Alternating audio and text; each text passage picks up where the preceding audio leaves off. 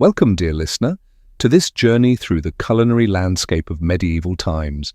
As you settle in for a moment of calm and relaxation, I invite you to share in the comments where, in the world you're listening from, and what time of day it is for you right now.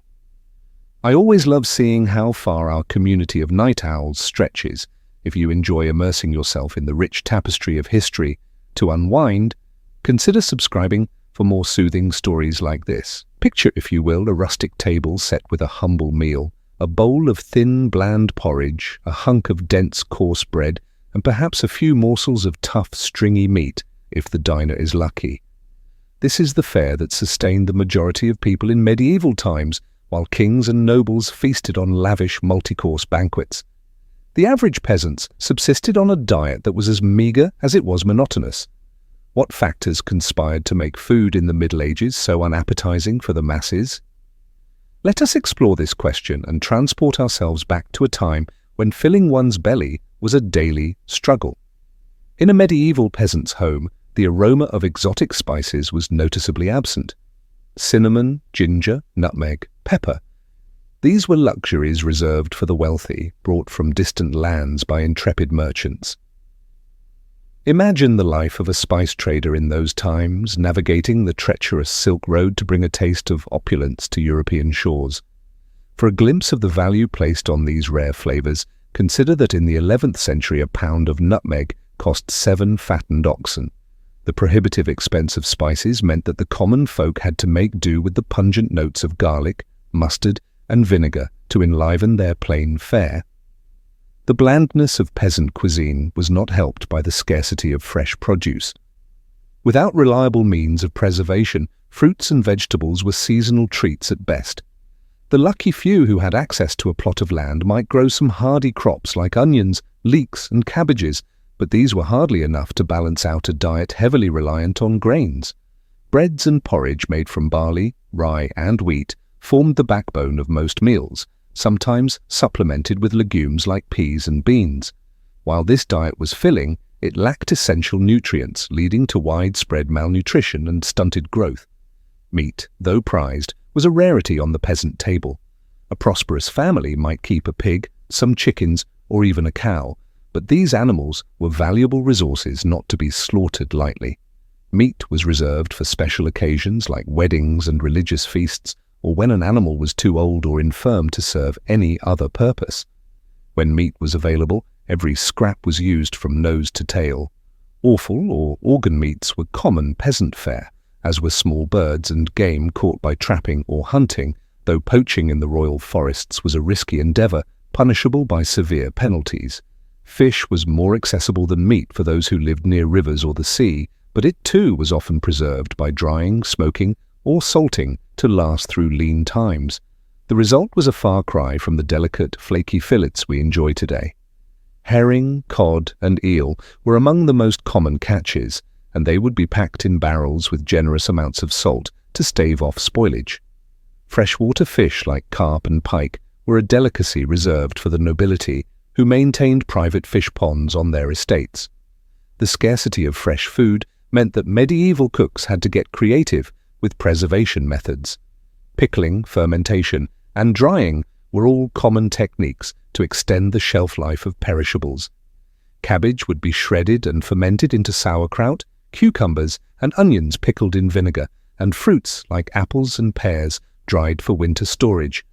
These preserved foods added some much-needed variety to the peasant diet, but they were a far cry from the vibrant flavors of fresh produce. Even staples like bread and ale, which formed the foundation of medieval sustenance, were not always trustworthy.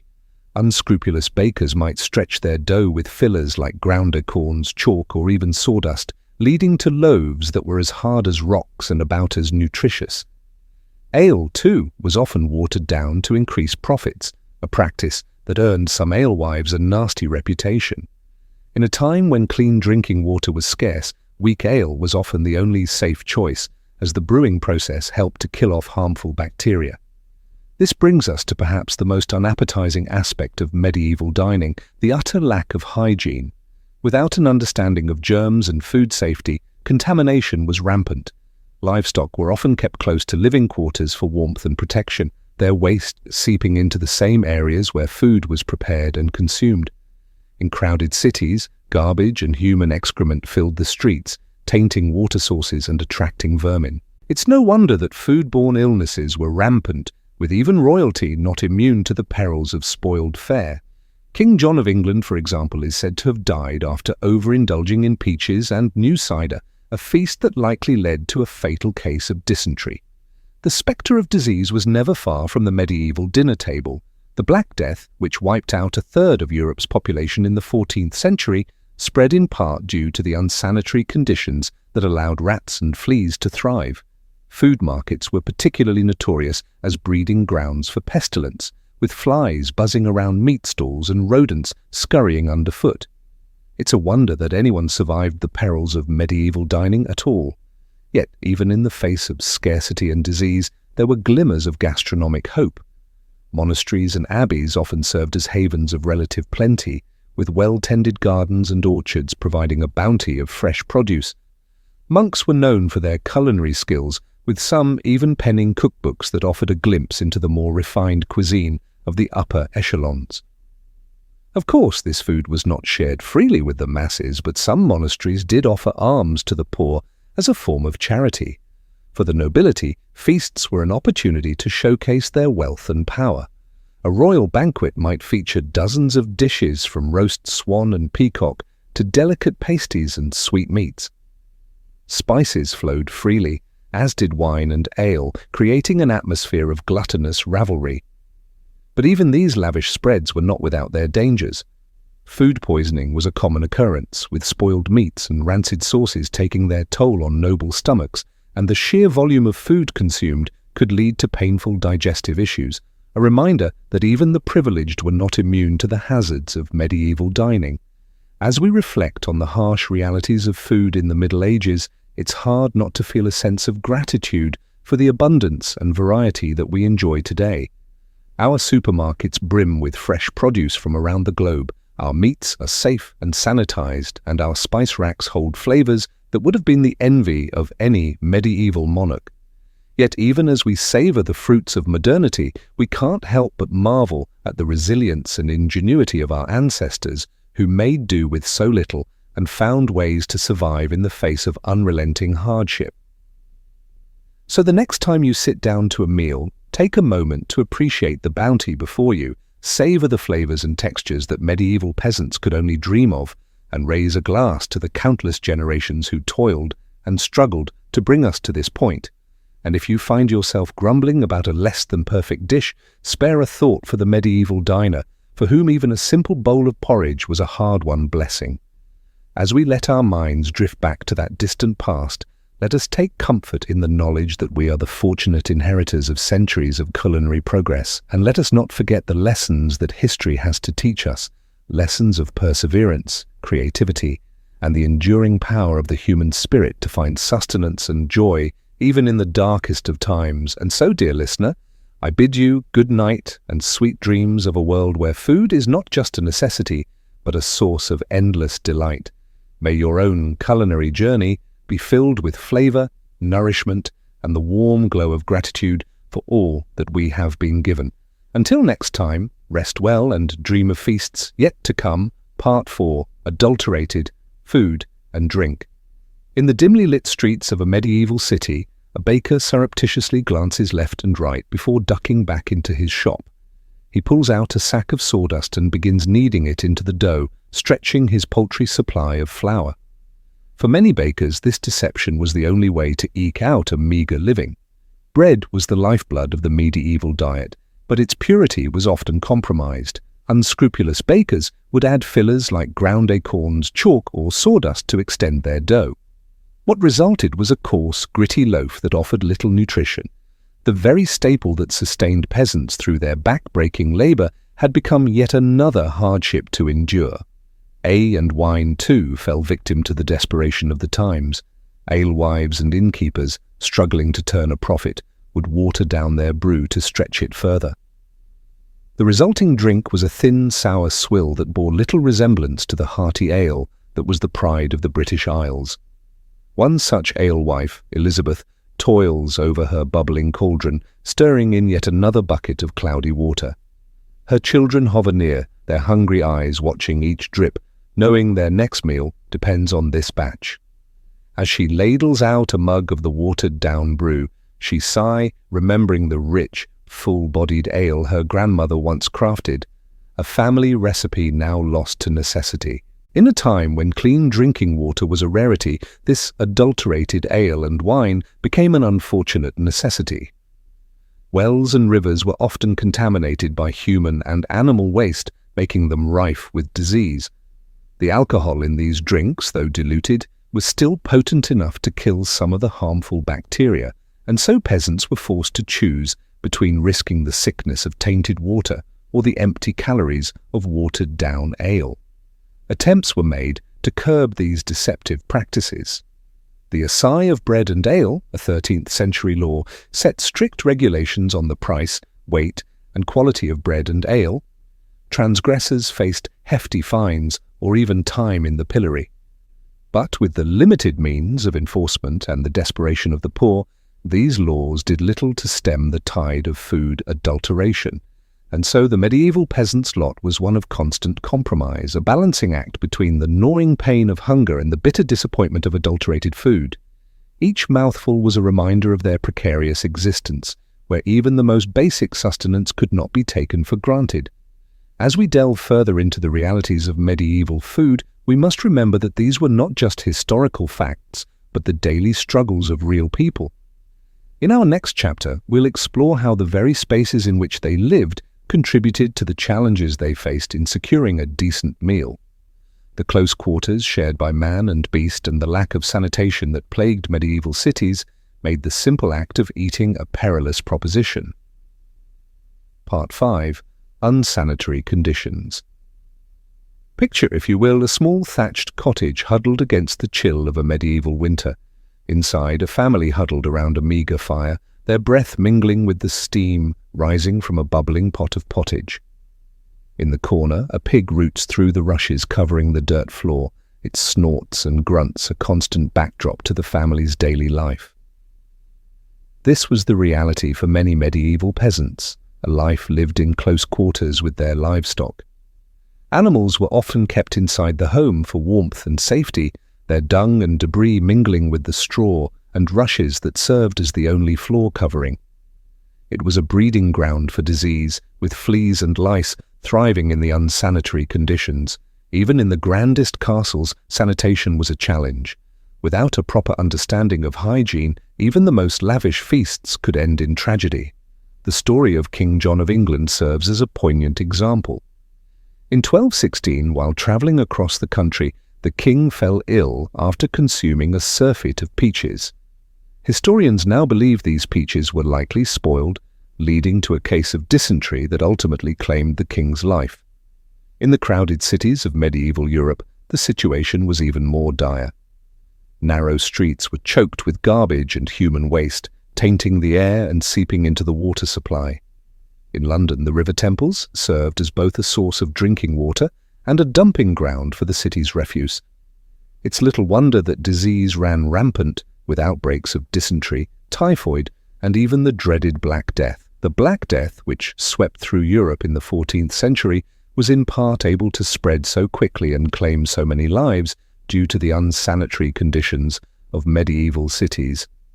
Fleas carried by the rats that thrived in the filth became the unwitting harbingers of the plague, spreading the disease from person to person with terrifying efficiency.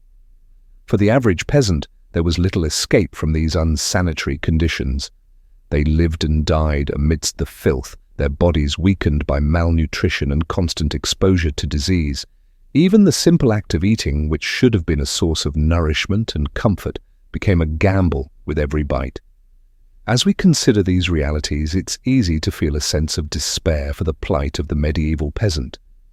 But amidst this darkness there were glimmers of light, the kindness of neighbours sharing what little they had, the solace found in faith and community.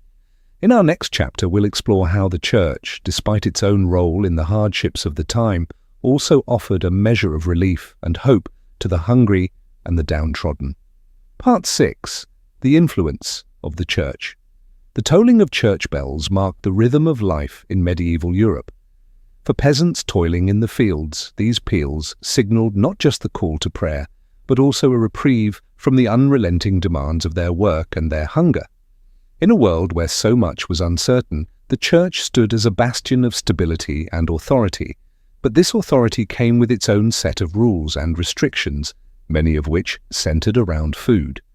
The Catholic Church mandated frequent fasting and meatless days, particularly during the penitential season of Lent. For 40 days before Easter, the faithful were expected to abstain from meat, dairy, and eggs, a tall order for those already struggling to put food on the table. The story of one peasant family illustrates the hardship these fasts could impose. John and his wife Margaret toiled from sun up to sundown on their small plot of land, barely growing enough to feed their 3 children. When Lent arrived, they faced a daunting choice: honor the fast and risk weakening their already malnourished bodies, or defy the church and face the consequences for their immortal souls. In the end, they chose to follow the fast, subsisting on meagre portions of bread, pottage, and the occasional dried fish. By Easter, their faces were gaunt and their steps heavy with exhaustion, yet they took solace in the belief that their suffering would be rewarded in the next life. Despite the additional hardships these fasts imposed, the church was not entirely deaf to the plight of the poor. Monasteries and abbeys often served as a source of food aid, distributing bread and alms to the needy as a form of Christian charity. The monks, with their vast lands and resources, were able to provide a measure of relief to the hungry masses. Yet even this charity had its limits. When crops failed and famine struck, the demand for aid often outstripped the church's ability to provide. And for those caught poaching in the royal forests, a desperate attempt to supplement their meagre diets with fresh game, the church's mercy was noticeably absent. Poachers, if caught, faced severe punishments, from mating to death, regardless of their circumstances. And so the church's influence on medieval food was a double-edged sword. It provided solace and aid to some while imposing additional burdens on others. For the peasant family, faith was both a source of strength and a further trial to endure in the face of unrelenting hunger. As we turn our gaze to the final chapter of our journey through medieval food, we will witness a scene of shocking contrast: the opulent feast of a noble household against the backdrop of peasant hardship. These lavish displays serve as a stark reminder of the vast inequalities that defined the era.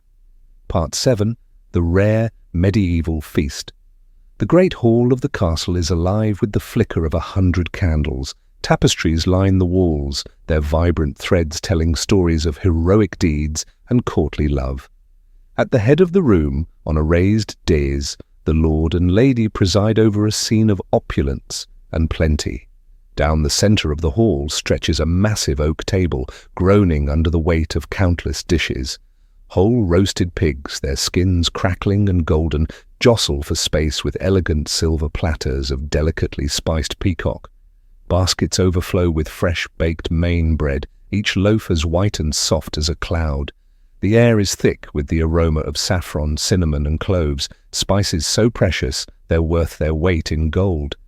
In the castle kitchens, the master cook orchestrates a symphony of culinary creation. He barks orders at his underlings who scurry to baste the meats, stir the pots, and plate the elaborate subtleties, sugar sculptures crafted into fanciful shapes of castles and unicorns.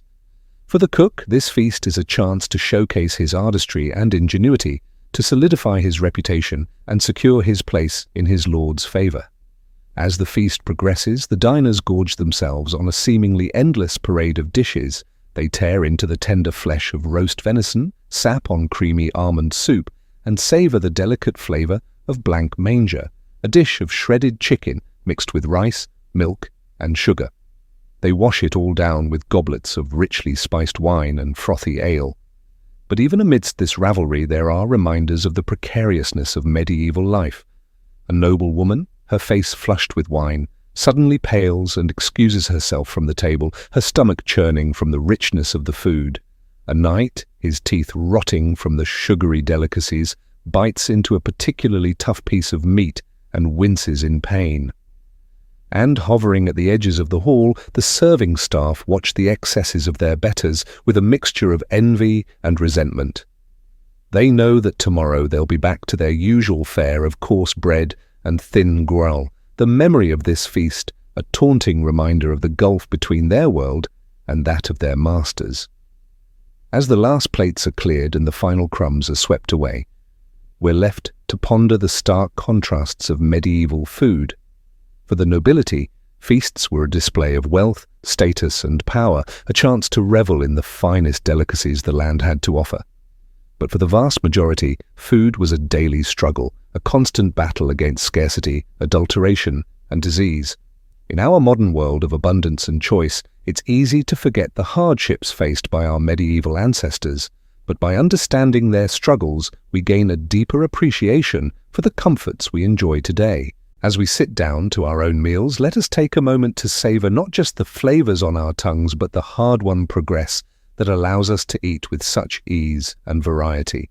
And so, as we close the book on this exploration of medieval food, let us do so with a sense of gratitude and perspective, for in the grand tapestry of human history, our own time is but a brief and privileged chapter woven from the threads of countless lives lived and meals shared, each one a testament to the enduring resilience of the human spirit. Conclusion.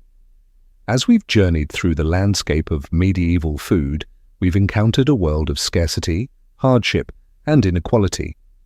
From the bland monotony of peasant pottage to the dangerous fillers in adulterated bread, the challenges of feeding oneself in the Middle Ages were unrelenting.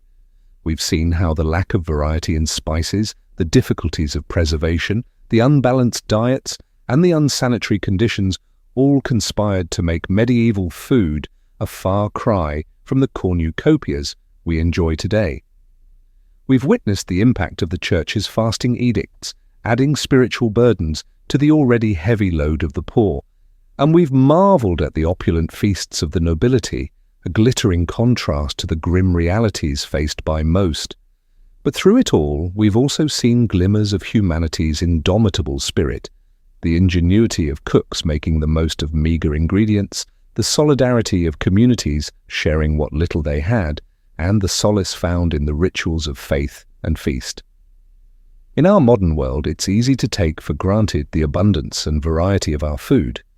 We can walk into a supermarket and find fruits from South America, spices from Asia, and cheeses from Europe, all neatly packaged and ready to eat. We can dine in restaurants serving cuisines from around the globe or have a world of flavors delivered right to our doorstep. But imagine for a moment transporting a medieval peasant into the aisles of a modern grocery store. The sheer variety would be overwhelming. The vibrant colors of the produce section, the gleaming refrigerated cases filled with milk and eggs, the shelves upon shelves of prepackaged meals and snacks. It would be like stepping into a fairy tale, a land of unimaginable plenty.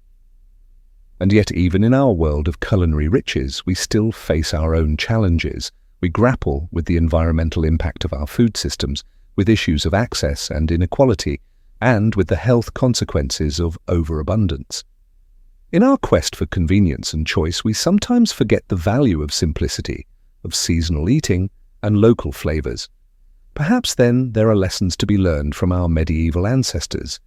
Even as we appreciate how far we've come, we can embrace the joy of sharing a meal with loved ones, the satisfaction of a dish made with care and creativity.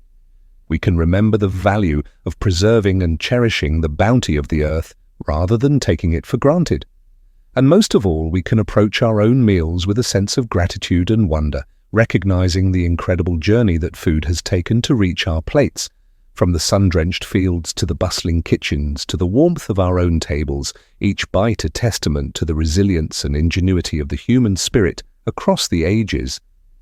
So, as we end our journey through the annals of medieval food, let us raise a glass, or perhaps a humble wooden cup, to the countless generations who came before us.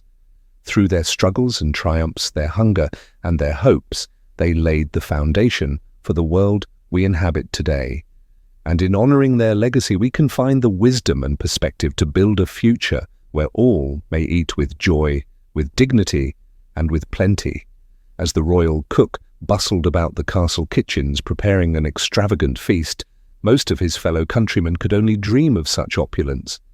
For the serf toiling in the fields, a meal was a simple affair of coarse bread and pottage, a thin stew of whatever vegetables or scraps could be found.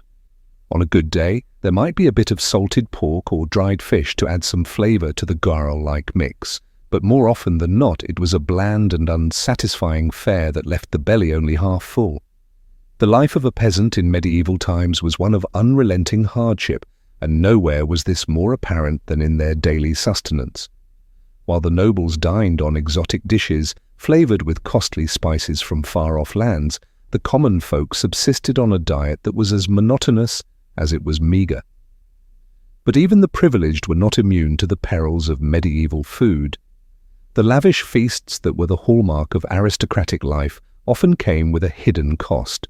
With no means of refrigeration, food spoilage was a constant threat, and many a noble fell ill or even died from consuming contaminated fare. The very excesses that were meant to showcase their wealth and status could prove to be their undoing. Such was the fate of King John of England, whose untimely death in 1216 was attributed to a surfeit of peaches. As the story goes, the king was travelling through the town of King's Lynn when he was seized by a terrible case of dysentery. Some say it was brought on by the rich food he had consumed at a nearby abbey, while others blamed the peaches he had eaten with relish.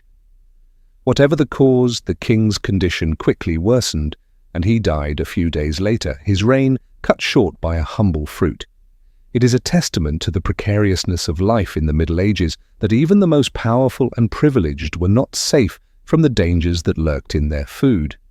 For the vast majority of people, however, the risks were even greater.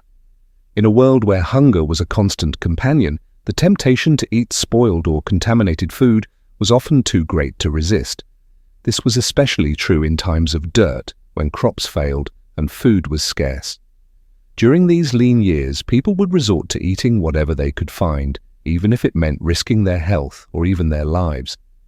Acorns, grass, and other wild plants were often ground into a coarse flour to make bread, while animals that had died of disease were sometimes consumed out of desperation.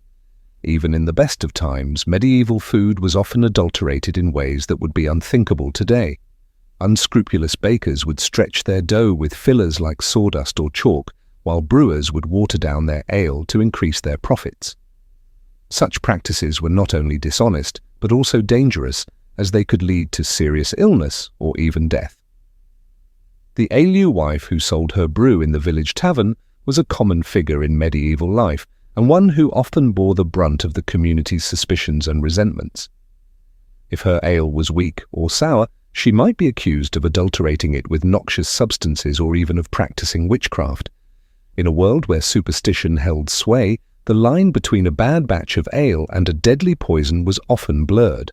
Despite the many challenges and hardships that medieval people faced in their daily lives, they were not without their small joys and comforts.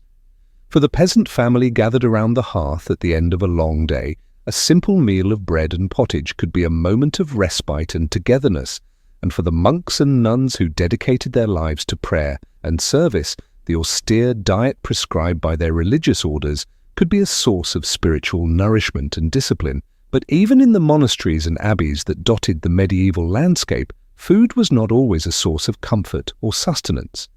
During the holy season of Lent, when Christians were expected to fast and abstain from meat, the already limited diets of the religious orders would be further restricted. For 40 long days they would subsist on little more than bread, water, and the occasional vegetable or fish. For some, this period of deprivation was a welcome opportunity to focus on their spiritual lives and to draw closer to God, but for others, it was a time of great hardship and temptation, as the pangs of hunger gnawed at their resolve and tested their faith. In a world where food was so often scarce and unpredictable, the idea of voluntarily giving it up must have seemed like the height of insanity. And yet, despite all the hardships and challenges that medieval people faced in their daily lives, they found ways to adapt and persevere. They learned to preserve their food through salting, smoking, and drying, to make the most of the meager ingredients available to them, and to find joy and comfort in the simple pleasures of life. In many ways, the story of medieval food is a story of resilience and ingenuity in the face of adversity. It is a reminder of how far we have come in terms of food, safety, variety, and abundance, but also of how much we still have in common with our ancestors. For just as they struggled to put food on the table and to nourish their families, so too do we grapple with the challenges of our own time, from climate change and food insecurity to the pressures of modern life. As we sit down to our own meals, laden with a dizzying array of flavors and ingredients from all corners of the globe, it is easy to forget the hardships and sacrifices that have brought us to this point. But by understanding the history of our food and the ways in which it has shaped our culture and our identity, we can gain a greater appreciation for the abundance and diversity that we enjoy today. So the next time you bite into a juicy apple or savor a slice of warm, crusty bread, take a moment to reflect on the long and winding road that has brought us to this point, and give thanks for the countless generations of farmers, cooks, and laborers who have toiled to put food on our tables and who have left us a legacy of resilience, creativity, and hope in the face of even the greatest of challenges. Perhaps if a medieval peasant were to somehow be transported to a modern grocery store, they would be overwhelmed by the sheer abundance and variety of food available. They might marvel at the exotic fruits and vegetables from far-off lands, the gleaming displays of meat and fish, and the aisles upon aisles of packaged and processed foods, but they might also feel a sense of unease or even distrust, wondering at the hidden costs and compromises that have made such abundance possible.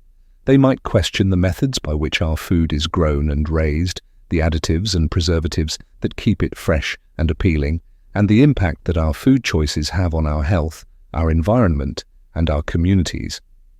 In the end, the medieval peasant might simply shake their head in wonder and return to their own time, content with the simple fare that has sustained them for generations. For while our modern food system may offer us greater choice and convenience than ever before, it is not without its own challenges and drawbacks, and just as the medieval peasant had to learn to make do with what they had, to find joy and sustenance in the face of scarcity and hardship, so too must we learn to navigate the complexities of our own food landscape. We must learn to make choices that nourish not only our bodies, but also our souls, that honor the sacrifices and struggles of those who came before us, and that leave a legacy of health and abundance for generations to come. So let us raise a toast to the humble peasant, the hard-working farmer, the skilled artisan, and all those who have labored to put food on our tables throughout history. Let us savor the flavors and textures of the foods we eat, not just as a source of sustenance, but as a connection to the past and a promise for the future, and let us never forget the power of food to bring us together, to nourish our bodies and our spirits, and to remind us of our shared humanity in the face of even the greatest of challenges. As we've seen, the medieval spice trade was a lucrative but perilous business. Those who controlled the flow of spices could amass great fortunes, while those who toiled to bring these precious commodities to Europe risked life and limb. One such spice merchant was a man named Giovanni de Marinoli. Born in the early 14th century to a noble Florentine family, Giovanni seemed destined for a life of ease and comfort, but a restless spirit and a thirst for adventure led him down a different path. In 1338, Giovanni set out on a journey that would take him across the known world, from the bustling ports of Italy to the distant lands of China and India. As a papal envoy and missionary, his official purpose was to spread the Christian faith, but Giovanni was also a keen businessman, always on the lookout for valuable spices and other exotic goods to bring back to Europe. Giovanni's travels were fraught with danger at every turn. He crossed the vast deserts of Central Asia, braving sandstorms and bandits. He navigated treacherous mountain passes in the Himalayas, battling altitude sickness and frostbite. He sailed the storm-tossed seas of the Indian Ocean, praying to survive each monsoon season. But for all the hardships he endured, Giovanni was also enchanted by the wonders he encountered. He marveled at the gleaming white palaces of Khan Balik, the Mongol capital later known as Beijing. He admired the pious devotion of the Thomas Christians in southern India. He revelled in the heady scents and flavours of the spice markets in Sun and Malabar. Along the way, Giovanni gathered a rich cargo of cinnamon, pepper, cloves and nutmeg, carefully packed in chests to protect them from moisture on the long journey home. He knew that if he could bring these spices safely back to Italy, he stood to make a fortune. But Giovanni's luck was not to hold. According to some accounts, his ship was lost at sea on the return voyage, taking him and his precious spices down to the briny deep. Other tales hold that he survived the journey only to be robbed and murdered by brigands on the outskirts of Florence, his spices scattered to the wind. Whatever the truth of his fate, Giovanni de Marinoli's story reminds us of the incredible risks and rewards of the medieval spice trade. For a few wealthy merchants and lucky adventurers, spices could be a ticket to untold riches, but for most, like Giovanni, they remained a tantalizing dream, always just out of reach. As we drift off to sleep, let us imagine we are in a bustling spice market in some far-flung corner of the medieval world. The air is thick with the scent of pepper and cinnamon, cardamom and saffron.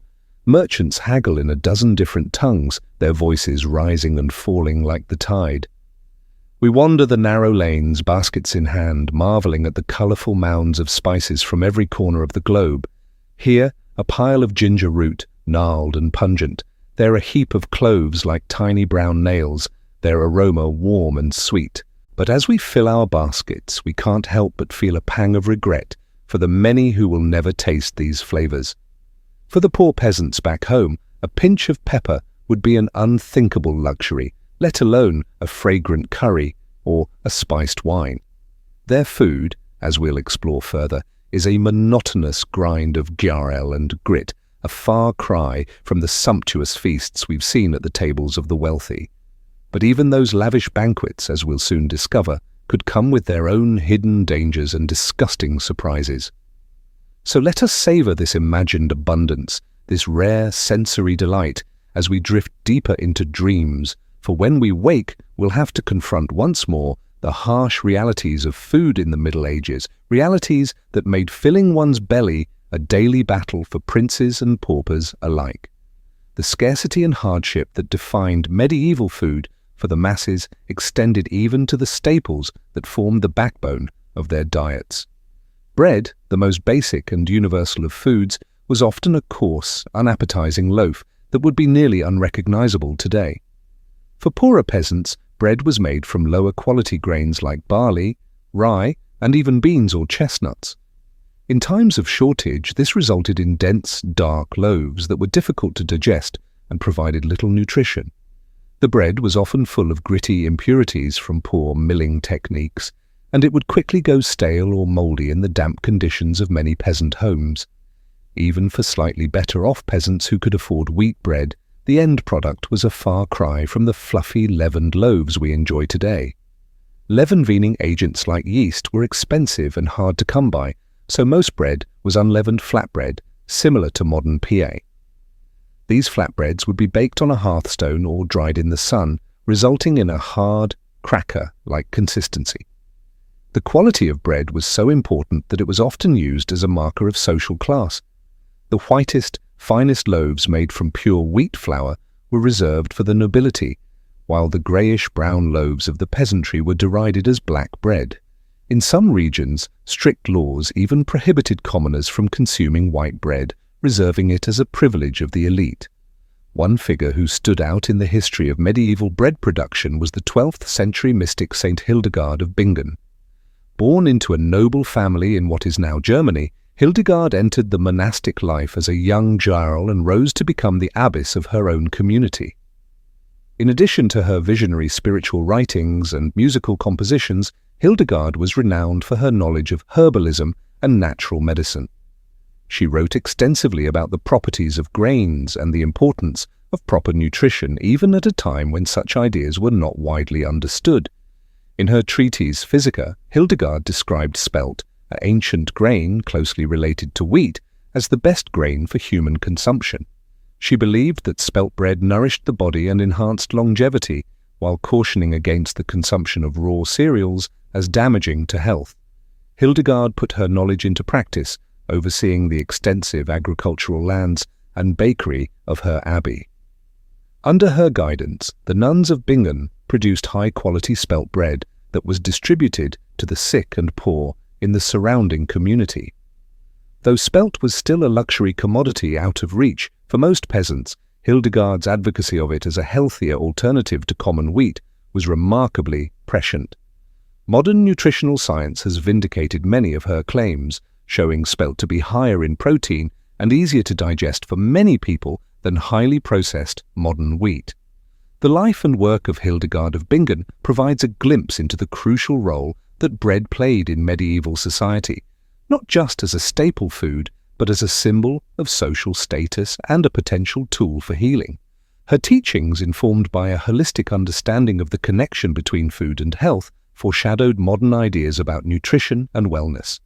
Despite the efforts of visionaries like Hildegard, bread for most people in the Middle Ages remained a coarse, bland staple that was often scarce. The unequal distribution of this basic necessity was just one more way in which the stark class divides of medieval society manifested in its food culture. For the poorest peasants, even the meagre comfort of a regular supply of bread could be stripped away by the cruel twists of fate and weather.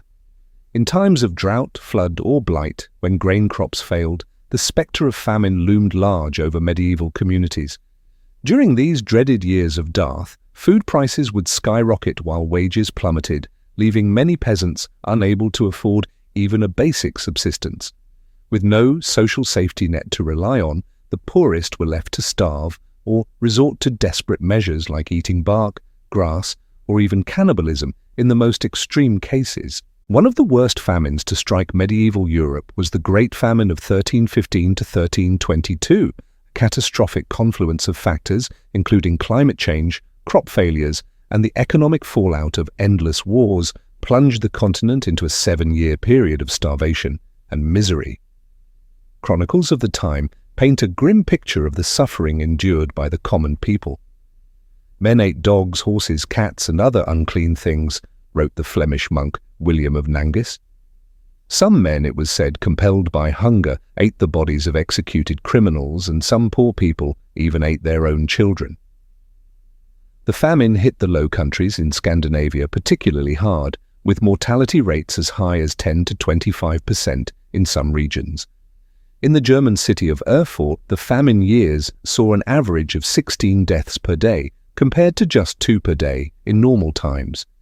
Even in the best of times, the threat of hunger was never far away for medieval peasants.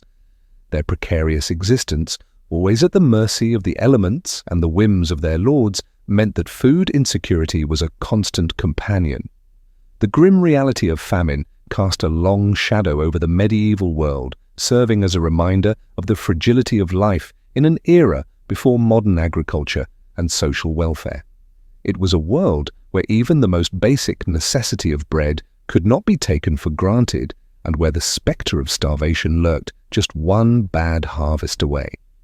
As we continue our journey through the culinary landscape of the Middle Ages, we'll see how this pervasive scarcity and insecurity shaped not just the diets, but the entire worldview of medieval people. In a time when a full belly was a luxury and a stale crust a treasure, food took on a significance that is hard to imagine from our modern vantage point of abundance and choice. But first, let's turn our attention to another staple of the medieval diet that was scarcely more appetizing than the era's bread: meat. For all but the wealthiest nobles, meat was a rare treat reserved for special occasions, and when it did appear on the menu, it often came in forms that would turn the stomachs of modern diners. In the absence of refrigeration, medieval people had to rely on a variety of preservation methods to keep meat from spoiling. Salting was the most common technique, with heavily salted meats being a staple of winter diets, but the salt itself was often of poor quality, full of impurities that could make the meat taste bad or even cause illness. Smoking and drying were also used to preserve meats, particularly in the form of sausages and hams. These could keep for longer periods, but would become hard and unappetizing over time, with a texture more akin to leather than to the juicy, tender meats we enjoy today. For most peasants, meat usually meant tough, stringy cuts from older animals that were no longer useful for milk or labor. Beef was rarely eaten by commoners as cattle were simply too valuable to slaughter. Pork and poultry were somewhat more common, but were still luxury items for most. The type and amount of meat in medieval diets varied significantly by region and social status. In Slavic regions and parts of Scandinavia, people largely relied on freshwater fish rather than terrestrial meat. Hunting was a cherished privilege of the nobility, who jealously guarded their exclusive rights to venison and other game meats. One vivid glimpse into the inequality of medieval meat consumption comes from the records of King Richard II's cooks in the late 14th century. For a single royal feast in 1387, the kitchens prepared 2,000 chickens, 400 sheep, 500 stags, and 1,000 little pigs. Fare fit for a king indeed. In contrast, a peasant family might expect to eat meat only a handful of times per year, usually on major religious holidays like Christmas and Easter. Even then, the cuts would be meager and have been scrupulously saved for months. But for one brief moment in the history of medieval England, the humble peasantry got a taste of the bounty usually reserved for their betters. In the aftermath of the Black Death, which killed up to half the population in the mid-4th century, the massive labor shortage gave surviving peasants newfound bargaining power. With fewer mouths to feed and a surplus of land, many peasants found themselves in the novel position of being able to demand higher wages and better living conditions. For a few short decades, the standard of living for English commoners actually improved markedly. Meat consumption rose as more peasants could afford to keep livestock for their own tables rather than for the markets. Wages doubled or even tripled in some regions, allowing laboring families to supplement their usual fare of porridge and bread with the occasional chicken, pig, or even cow. But this golden age for the peasantry was to be short-lived. The landed nobility, alarmed at the rising power of the lower classes, fought back with laws attempting to freeze wages at pre-plague levels and tie peasants to the land. The tensions between the emboldened peasantry and the reactionary aristocracy would erupt in the Peasants' Revolt of 1381. Though the revolt was brutally suppressed, with its leaders executed and its gains largely rolled back, it stands as a testament to the transformative impact of the Black Death on medieval society. For a brief shining moment, the common people of England got a taste of a life less constrained by scarcity and toil, but for most of the Middle Ages and for most people, meat remained a rare and coveted treat. Its scarcity made it a potent symbol of status and wealth, a tangible reminder of the chasm between the haves and have-nots. In the great halls of castles and manors, nobles and knights feasted on heaping platters of roasted game and delicate fowl, washing it down with fine wines and honeyed me. But in the hovels of the peasantry, a scrap of salted pork or a stringy chicken leg was a hard-won delicacy to be savoured and stretched as far as it could go. This disparity in access to such a basic foodstuff underscores the harsh inequalities that defined life in the Middle Ages. In a world where even a full belly was a mark of privilege, the gulf between rich and poor was as wide as the distance between a king's banquet table and a peasant's empty trencher. As we've seen, the rare morsel of meat was a highlight in the otherwise dreary and monotonous diet of most medieval people, but even this small pleasure was subject to strict regulation by the power of the Church. In medieval Europe, the Catholic Church wielded immense influence over every aspect of daily life, and food was no exception. The church calendar was dotted with fast days and meatless days when the consumption of animal products was strictly forbidden. The most significant of these was the season of Lent, the 40-day period leading up to Easter. During this time, all meat, dairy, and eggs were off limits, leaving the faithful to subsist on a meager diet of fish, vegetables, and bread. For wealthy nobles, this was a minor inconvenience. They could afford to import exotic fruits, nuts, and spices to liven up their Lenten fare, and their well-stocked fish ponds ensured a steady supply of fresh seafood. But for the poor, Lent meant an even more restricted and monotonous diet than usual. The Church's rationale for these dietary restrictions was rooted in the idea of penance and spiritual discipline. By denying themselves the pleasures of the flesh, even in the form of food, the faithful were thought to be purifying their souls and aligning themselves with the suffering of Christ. But in a world where hunger and scarcity were daily realities for most people, the idea of voluntary deprivation must have seemed a bitter irony. For peasants who rarely tasted meat anyway, the imposition of additional restrictions could feel like a cruel joke.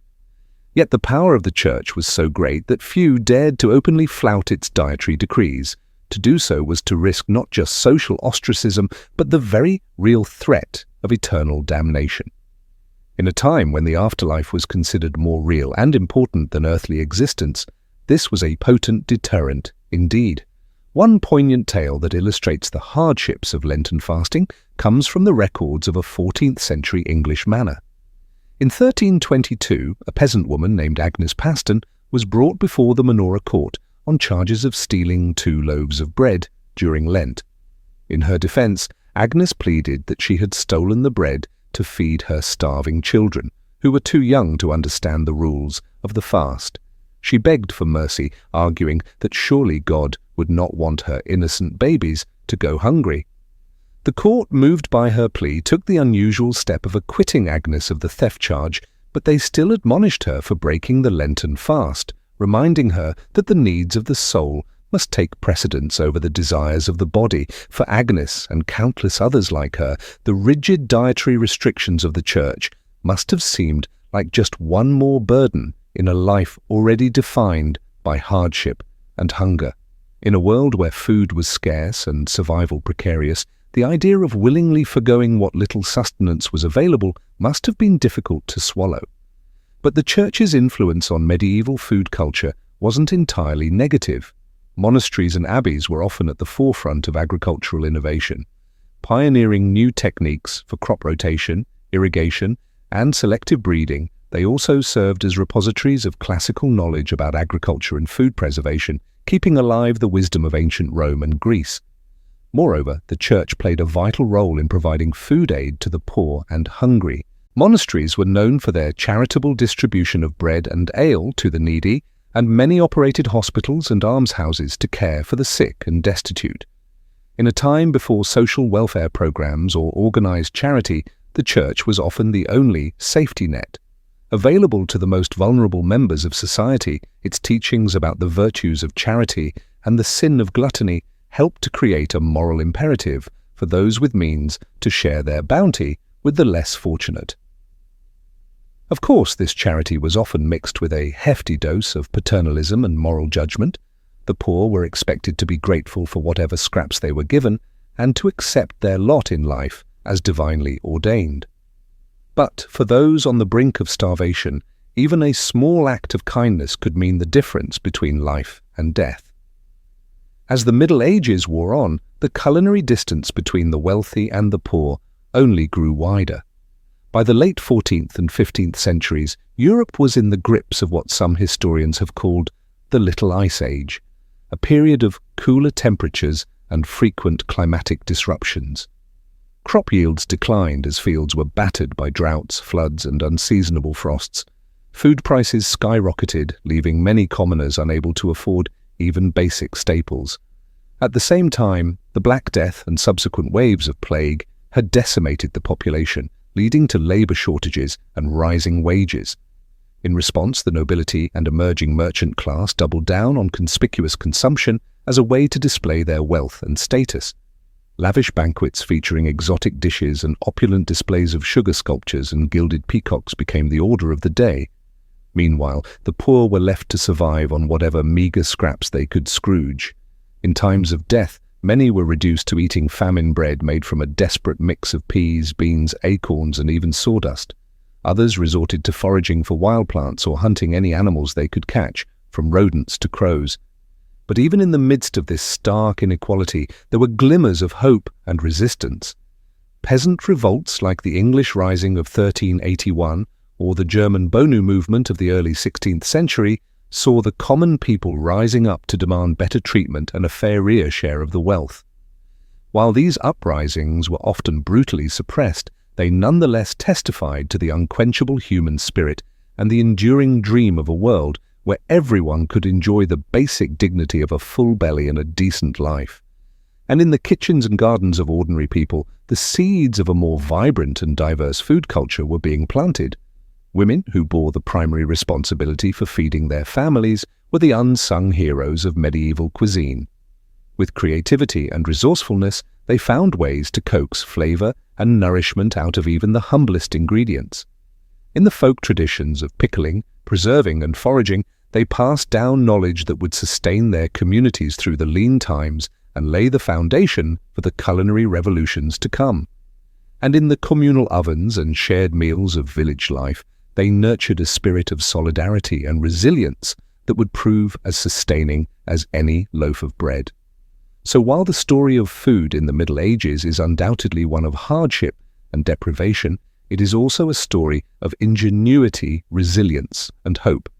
In the face of scarcity and oppression, medieval people found ways to nourish not just their bodies, but their spirits, to find joy and communion in the simple act of sharing a meal.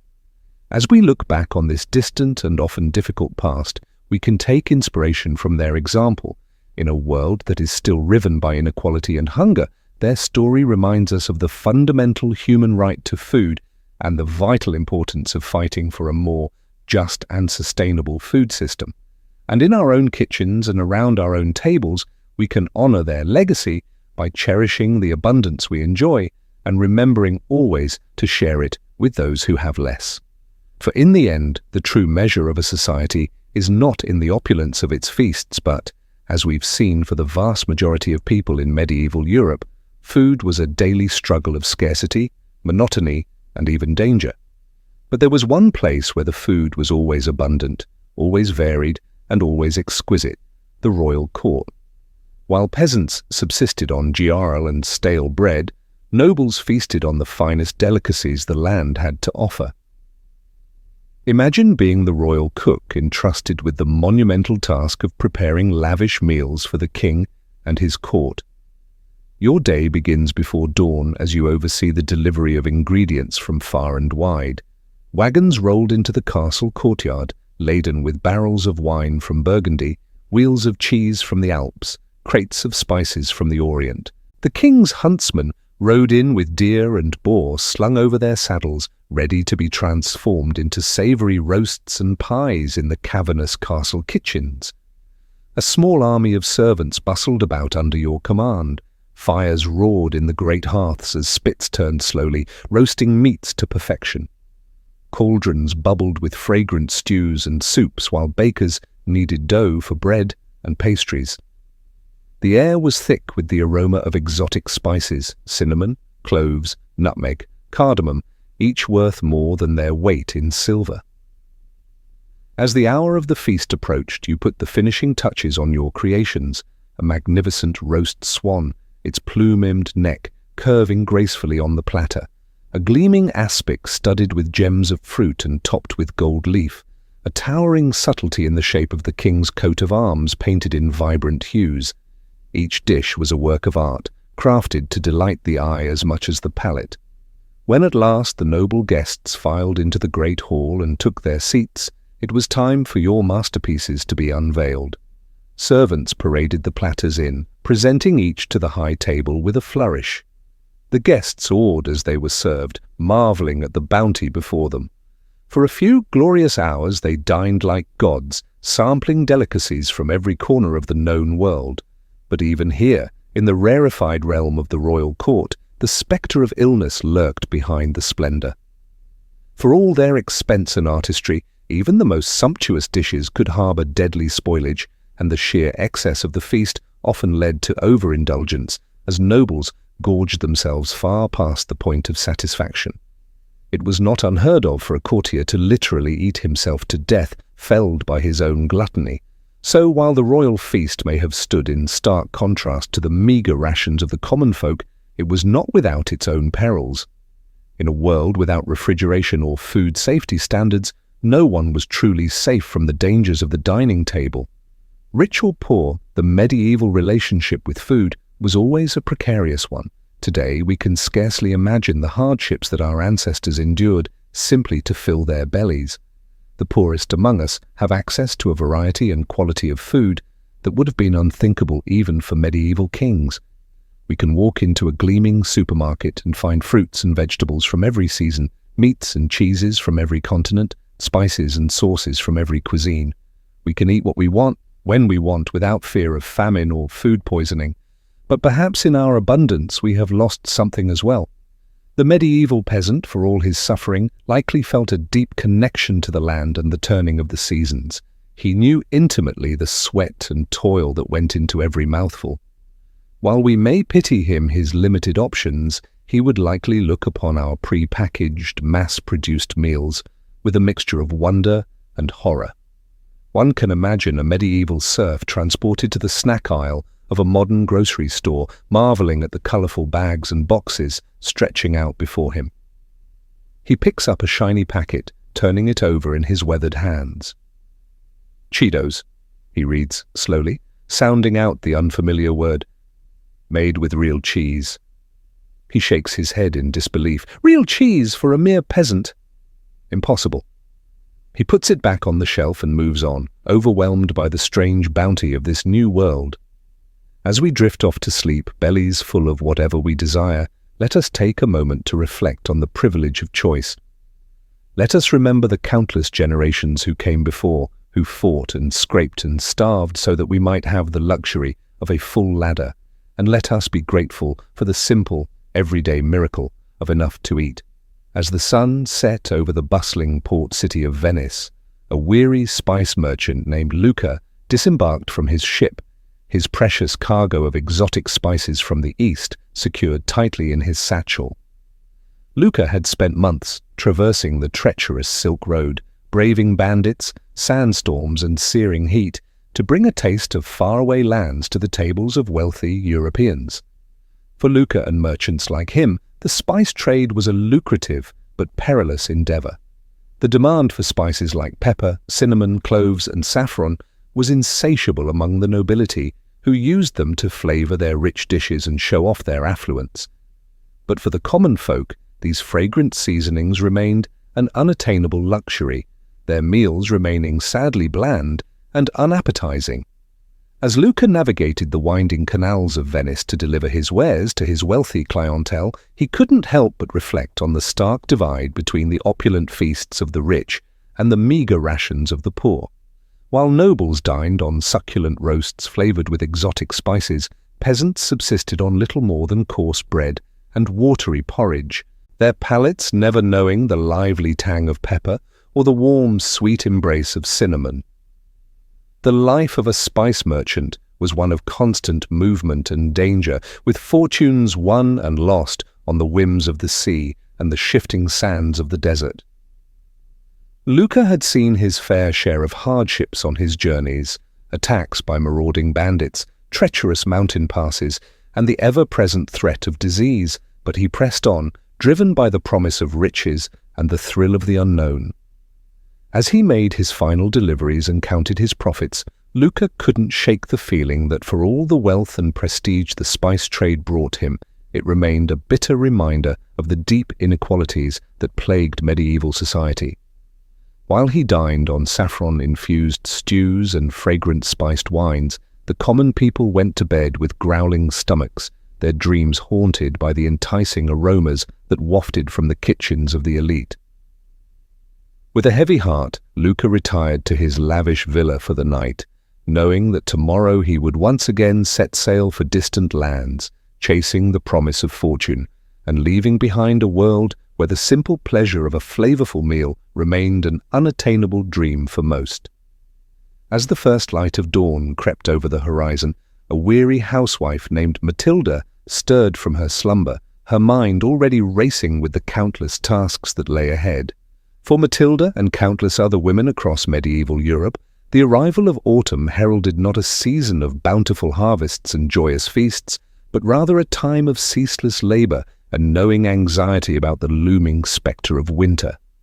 With the days growing shorter and the nights turning colder, Matilda knew that she had precious little time to preserve what meager crops her family had managed to coax from the unyielding earth. Every scrap of food was precious, and nothing could be allowed to go to waste, lest they faced the unthinkable prospect of starvation in the bleak months ahead.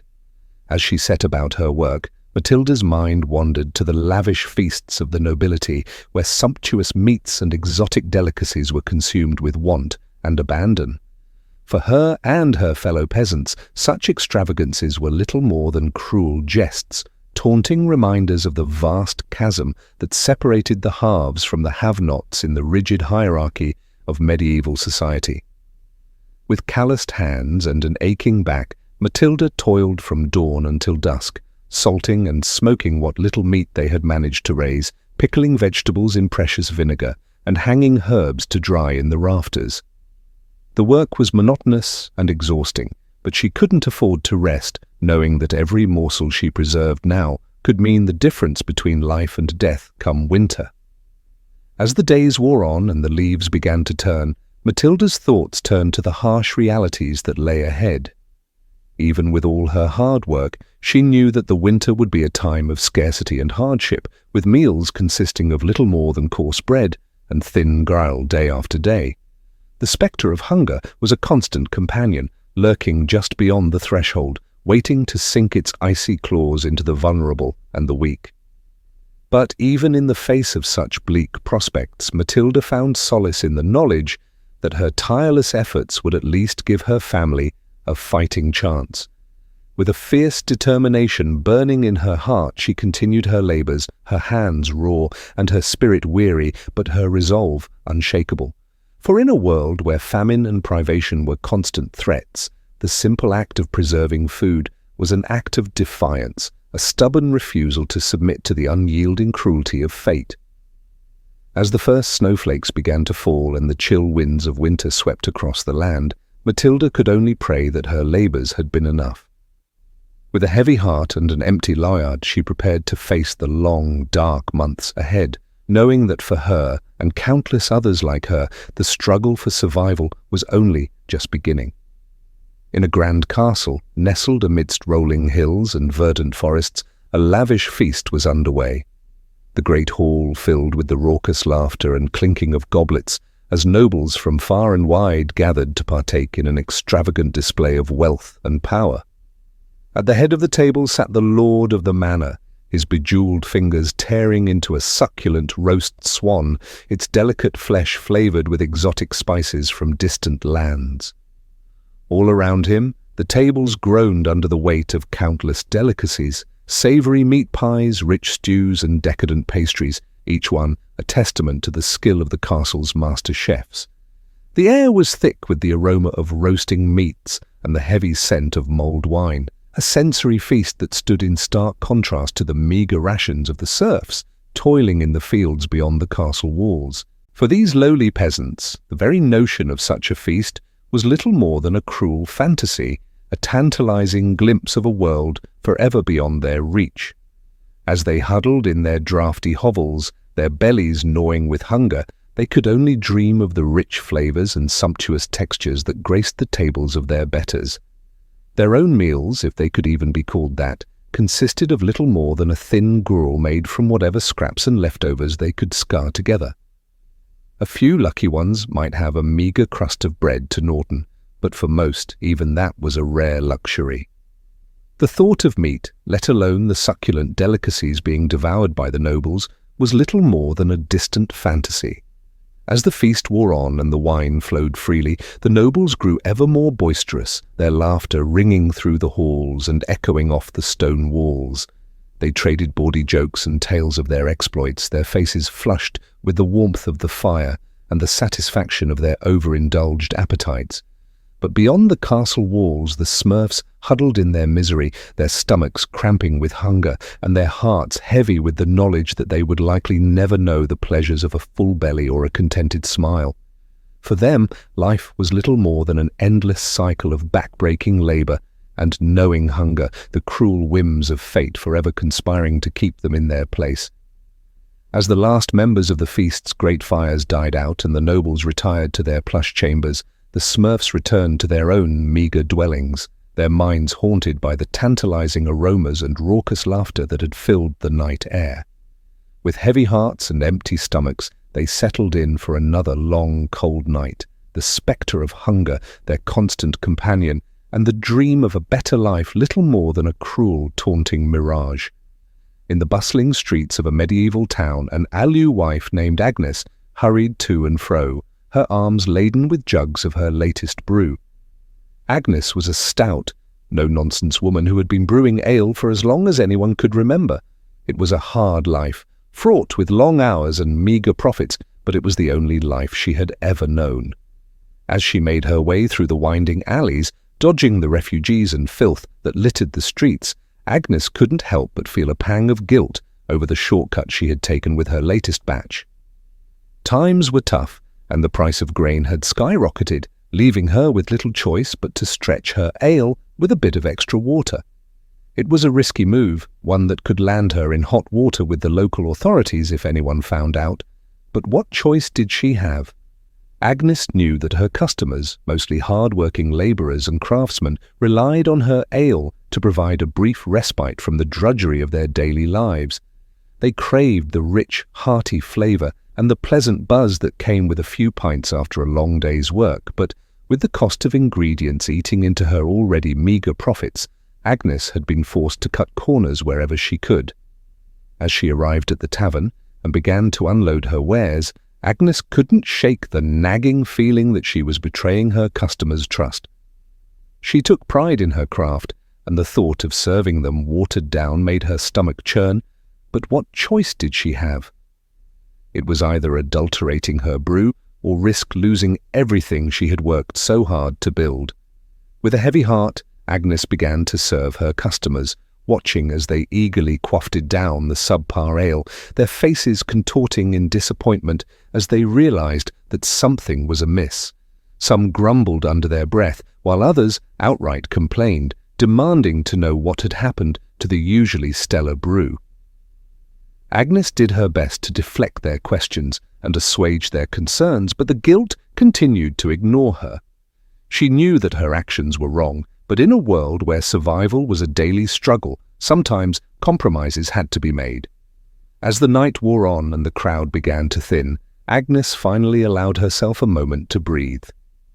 She surveyed the empty jugs and the meagre pile of coins on the counter, a bitter reminder of the harsh realities of her trade. With a weary sigh, she began to clean up, her mind already racing with worries about how she would make ends meet in the days to come. For Agnes and countless other alewives like her, the struggle to survive in a world of scarcity and hardship was a constant battle.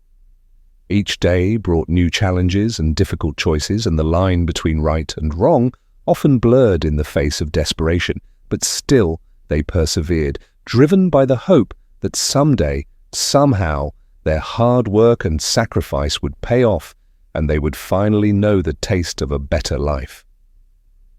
In the grand halls of a medieval palace, a royal cook named Gorm skewered about the kitchen, his brow furrowed in concentration as he oversaw the preparations for the evening's lavish feast. Gorm was a master of his craft, renowned throughout the land for his ability to create culinary masterpieces that dazzled the senses and left even the most discerning palates in awe. As he moved from station to station, barking orders and sampling sauces, Gorm couldn't help but feel a sense of pride at the opulence and extravagance that surrounded him. The kitchen was a hive of activity, with scully maids and kitchen boys scurrying to and fro, their arms laden with the finest ingredients from across the realm. There were plump capons and succulent roasts, their skins glistening with honey and spices, mountains of fresh fruits and vegetables, their colours so vibrant they seemed to leap off the platters, and delicate pastries and confections, each one a work of art in its own right. It was a true testament to the wealth and power of the royal court, and Gorm revelled in his role as the mastermind behind it all. But even as he basked in the glory of his creations, Gorm couldn't shake the unease that gnawed at the back of his mind.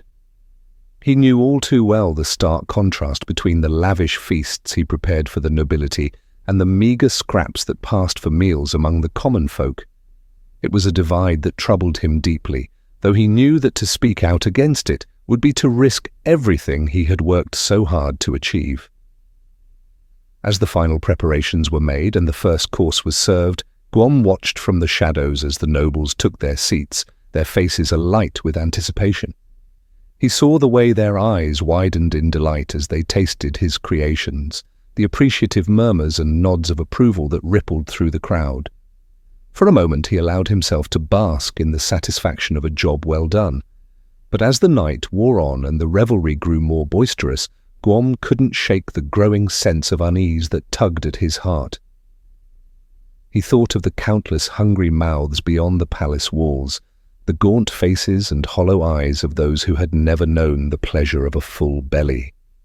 As the last of the dishes were cleared away and the nobles retired to their chambers, their stomachs groaning with the excesses of the feast, Guom finally allowed himself a moment to rest. He slumped against the kitchen wall, his eyes closed and his heart heavy with the weight of the injustices he had witnessed. In that moment, he couldn't help but wonder what it would be like to live in a world where food was not a privilege reserved for the few, but a basic right afforded to all. He knew that such a world was little more than a dream, a fantasy as distant and unattainable as the stars themselves, but still he couldn't help but hope that someday, somehow, things might change and the plenty he created in the palace kitchens might find its way to those who needed it most. Until then, Guom knew that he would continue to ply his trade, his hands forever stained with the guilt of the plenty he created and the poverty he helped perpetuate. It was a burden he would carry with him always, a constant reminder of the cruelty and inequality that lay at the heart of the medieval world. As we have journeyed through the annals of medieval history, exploring the harsh realities and cruel inequities that define the era's food culture, it is impossible not to feel a sense of gratitude for the relative abundance and variety that we enjoy in the modern age. The struggles and hardships faced by our ancestors, from the lowliest serf to the most skilled artisan, serve as a poignant reminder of just how far we have come in our quest to ensure that all people have access to the basic necessities of life. But even as we celebrate the progress we have made, it is important to remember that the spectre of hunger and malnutrition still looms large in many parts of the world. Even in the midst of plenty, there are still those who go to bed with empty stomachs and aching hearts, their dreams haunted by the same cruel inequalities that plagued the medieval world. As we reflect on the lessons of the past and the challenges of the present, it is clear that the fight for food justice is one that is far from over. It is a struggle that will require the collective efforts of all those who believe in the basic human right to nourishment and sustenance, a struggle that will test our resolve and our compassion in equal measure.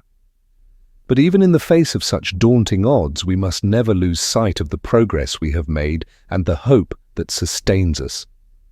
We must draw strength from the courage and resilience of those who came before us, those who toiled in the fields and labored in the kitchens, their hands calloused and their hearts heavy with the weight of their burdens. And we must continue to push forward to fight for a world in which no one goes hungry and in which the bounty of the earth is shared equally among all those who call it home.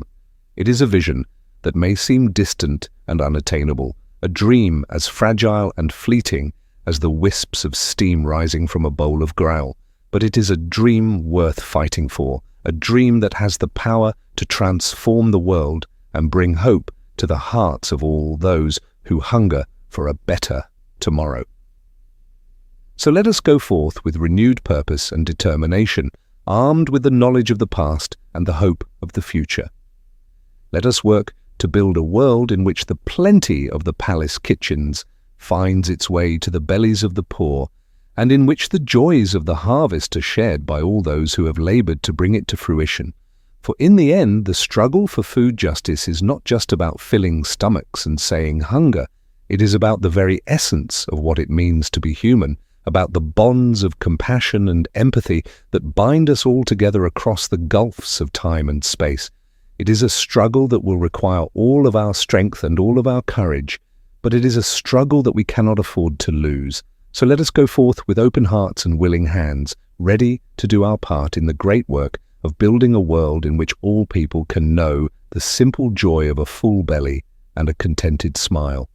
For in that world, the legacy of the medieval food culture will not be one of scarcity and deprivation, but one of abundance and hope, a testament to the enduring power of the human spirit to overcome even the darkest of times. Of course, for the peasants toiling in the fields from dawn to dusk, such extravagance was unimaginable. They subsisted on the most meagre of meals, their bellies never fully sated.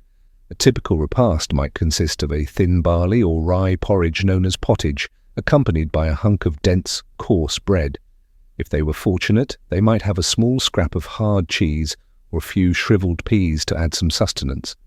Meat was a rare luxury, perhaps a bit of tough, stringy salted pork on a special occasion like Christmas or Easter. The lack of variety in the peasant diet was striking. While the nobility dined on delicacies from distant lands, the common folk made do with the same bland staples day after day. There was little to break the monotony save for the changing of the seasons, which dictated what meagre produce might be available. In the spring, tender greens like nettles or dandelions might provide a welcome respite from the usual fare. Come summer, a few precious fruits, small hard apples or bitter crab apples, could be gathered from the woods. Autumn brought the harvest season, a time of back-breaking labor, but also a brief abundance of fresh grains and perhaps a slaughtered hog or two to put up salt meat for the long winter ahead. Ah, winter, the leanest and most dreaded of seasons for the medieval peasant. As the days grew short and the nights bitter cold, families huddled around smoky hearths, bellies pinched with hunger. What little food remained from the harvest had to be carefully hoarded, doled out in small portions to make it last until spring. This was the time of year when the pottage grew thinner and more watery, the bread even harder and more teeth-breaking. Starvation was a constant spectre, waiting to claim the weak and vulnerable. It's hard for us to imagine such a precarious existence where a single failed crop could spell doom for an entire village. Yet for most people in the Middle Ages, this was the grim reality of daily life. They lived at the mercy of the elements, the nobility, and the often cruel whims of fate. A mouth to feed was a burden as much as a blessing, another empty belly to fill from limited resources. Even those slightly higher up the social ladder, like skilled craftsmen or prosperous freemen, rarely enjoyed much better fare than their poorer neighbours. A bowl of pottage might be enriched with a bit of precious butter or a scrap of meat, but the fundamental monotony remained the same, could be said for the monks in their abbeys and monasteries. While they generally ate better than the laity, subsisting on bread, cheese, fish and ale, their diet was still quite Spartan by modern standards. Rich spices and exotic ingredients were reserved for the tables of the nobility. Speaking of ale, it was the common drink of the Middle Ages, consumed by young and old alike. Clean drinking water was often scarce, and the fermentation process provided some protection against waterborne illnesses, but even this small comfort could be adulterated by unscrupulous brewers stretching their product with unsavory additives. Dishonest bakers might do the same with bread, mixing the precious wheat flour with cheaper grains, bran, or even sawdust and chalk. Such deceits were officially frowned upon and could be harshly punished if discovered, but the desperate realities of the time made them all too common. This was a world where food was a daily struggle, a relentless cycle of toil and hunger for all but a privileged few. The nobles in their grand halls, dining on elaborately prepared dishes and fine wines, seemed to inhabit an entirely different plane of existence from the grimy, half-starved peasants working their lands.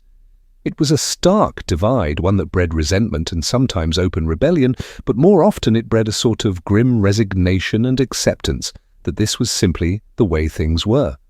A peasant's lot was to suffer and endure, to eke out a meagre living from an unforgiving land and hope for a better life in the hereafter. Yet even in the midst of such hardship there were small moments of respite and celebration. Holidays and feast days provided brief glimpses of plenty, when even the poorest might enjoy a bit of meat or a sweet pastry. Weddings, christenings, and other milestones were marked with communal meals, a chance for neighbours to come together and share what little they had. These fleeting moments of conviviality made the hard times more bearable, a reminder that even in the face of great adversity, the human spirit could endure, and endure they did, these hard, bitten medieval folk. They bore their burdens with a stoicism and tenacity that's hard to fathom from our modern vantage point. They faced each day with grim determination, knowing that survival depended on their own hard work and cunning. In a world where starvation was always lurking just around the corner, there was no room for idleness or self-pity. Perhaps that's why tales of great feasts and fantastical foods held such appeal in medieval popular culture. In a society where hunger was the norm, stories of tables groaning under the weight of succulent meats, fresh fruits, and sweet delicacies offered a tantalizing escape from reality. Myths and legends often featured magical cauldrons that never ran empty or enchanted lands where no one ever went hungry. These fanciful tales spoke to a deep, unquenchable yearning for plenty in a world defined by scarcity. But while the medieval peasant might dream of such wonders, their daily reality remained one of unrelenting hardship. The spectre of famine was never far away, ready to descend at the first sign of blight or drought, and even in good times the diet of the common folk was woefully inadequate by modern nutritional standards. Heavy on grains and light on pretty much everything else, it left much of the population malnourished and susceptible to disease. This chronic malnutrition had far-reaching effects on medieval society. It stunted growth, weakened immune systems, and made childbirth even more perilous than it already was. It sapped strength and vitality, leaving peasants ill-equipped to handle the back-breaking labor that was their lot in life, and it contributed to the general sense of misery and desperation that hung over so much of the medieval world like a pool. Yet despite it all, life went on. Crops were planted and harvested, babies were born and raised, and the great wheel of existence kept turning. The medieval peasant might not have had much in the way of material comforts, but they had their faith, their family, and their community to sustain them.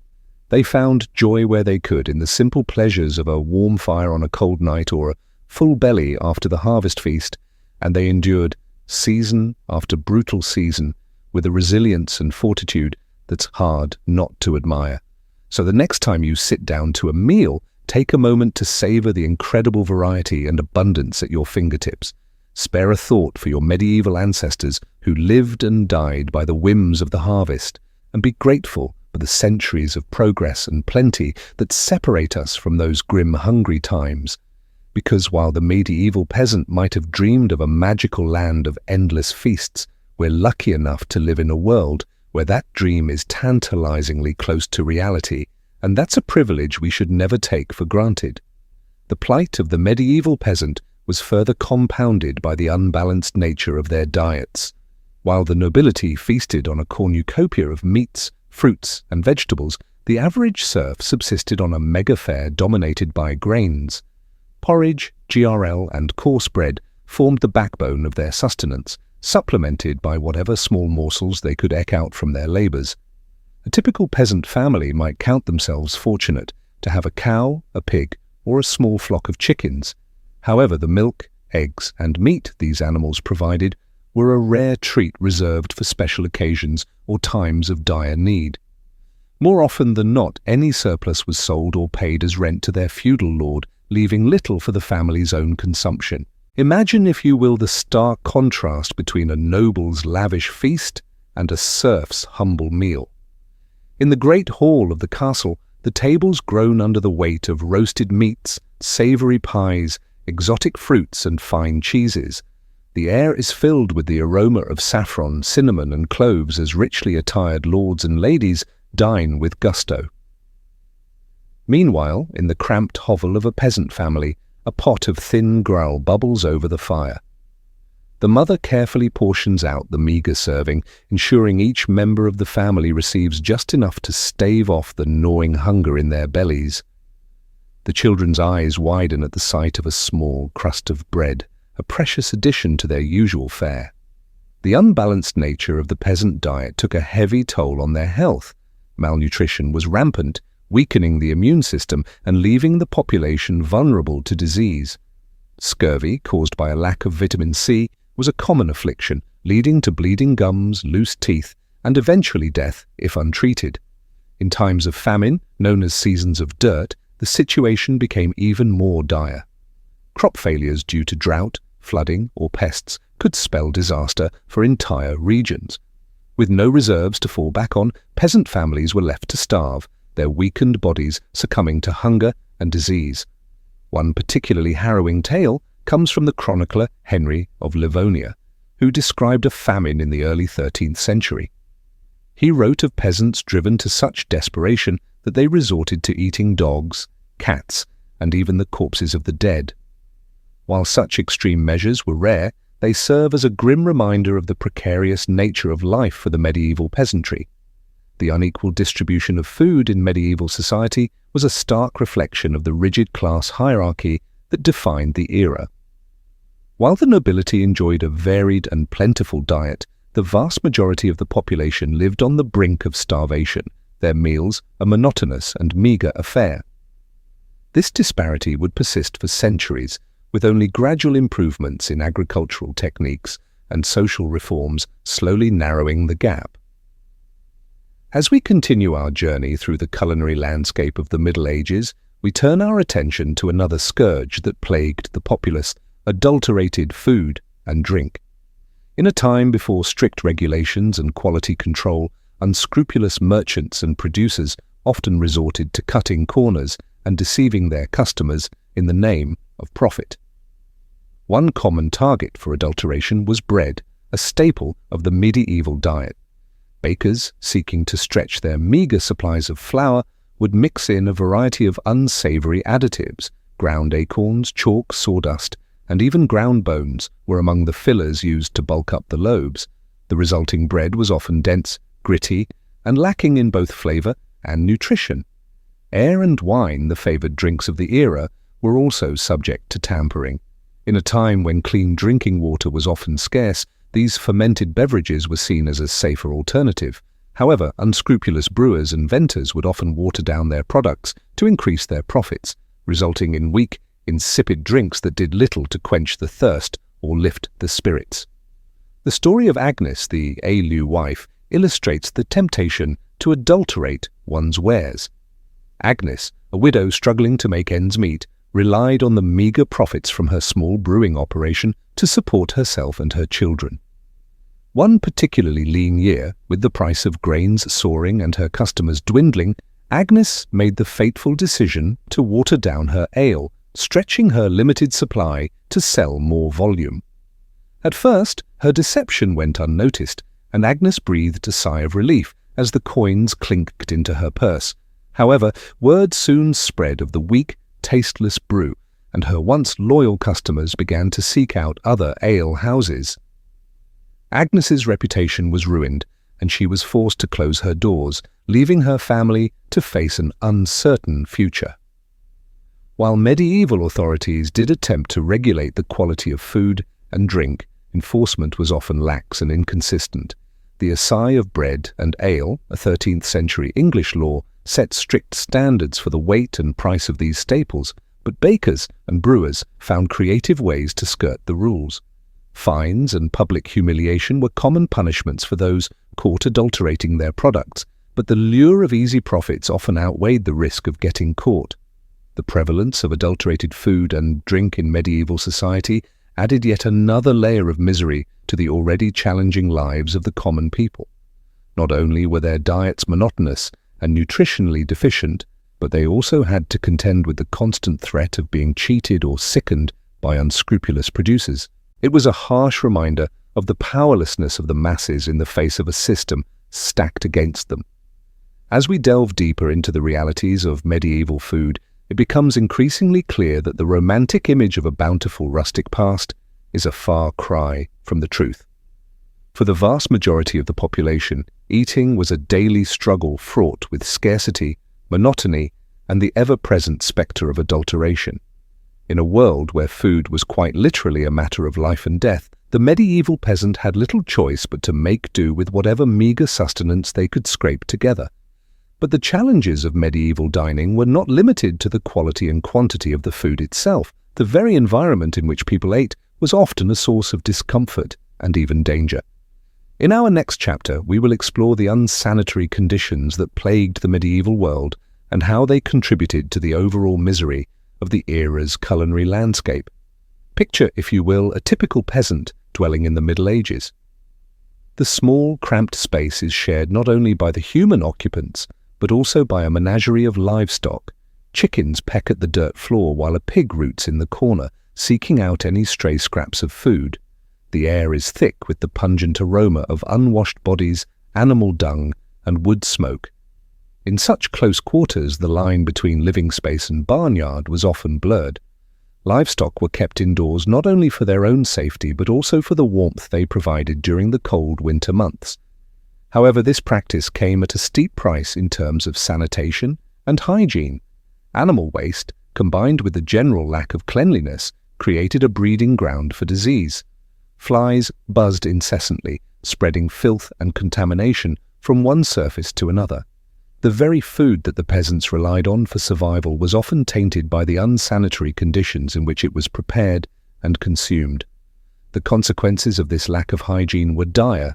Digestive ailments, parasitic infections, and food poisoning were common occurrences, sapping the strength and vitality of the population.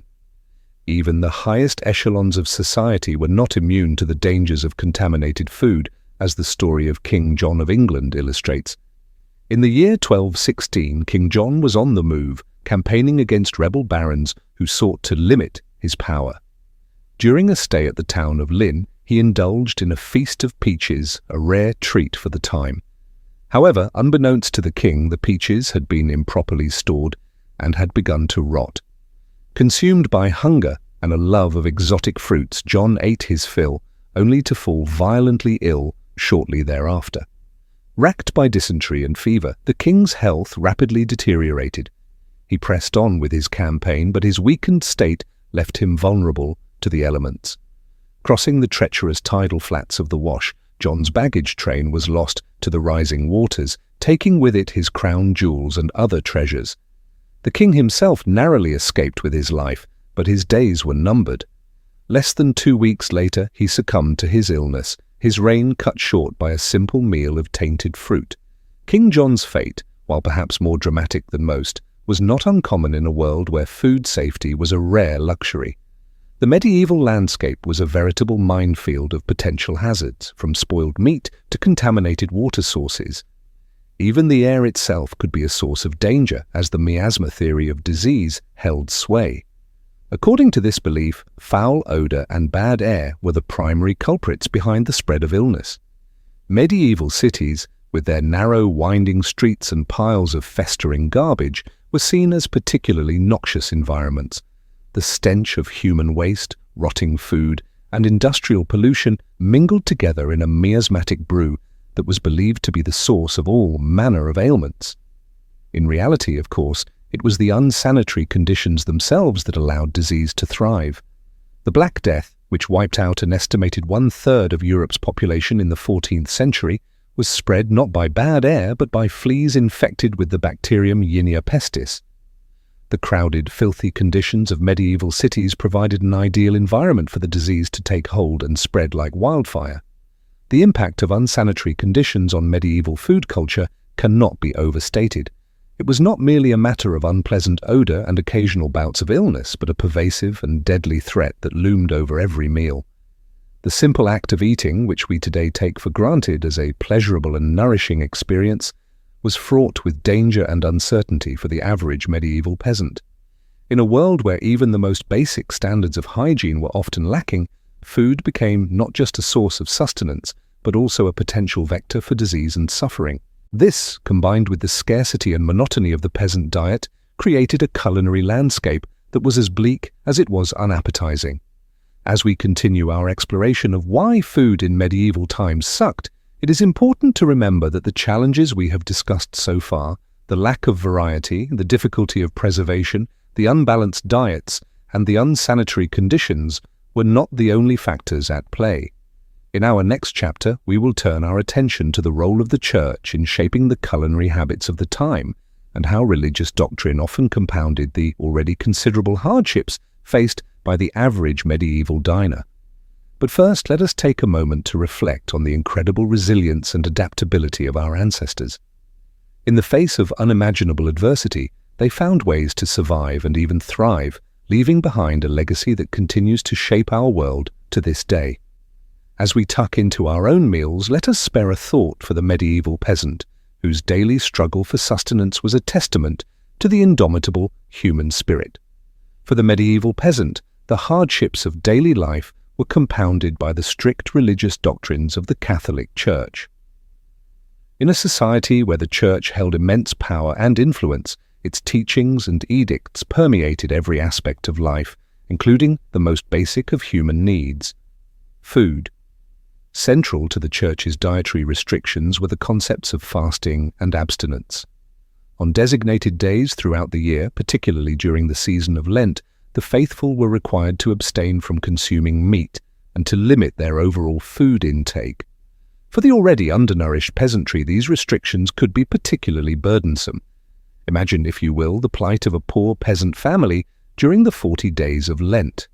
Already subsisting on a meagre diet of gruel and bread, they were now expected to forego even the occasional scrap of salted pork or dried fish that provided a modicum of flavor and sustenance to their meals.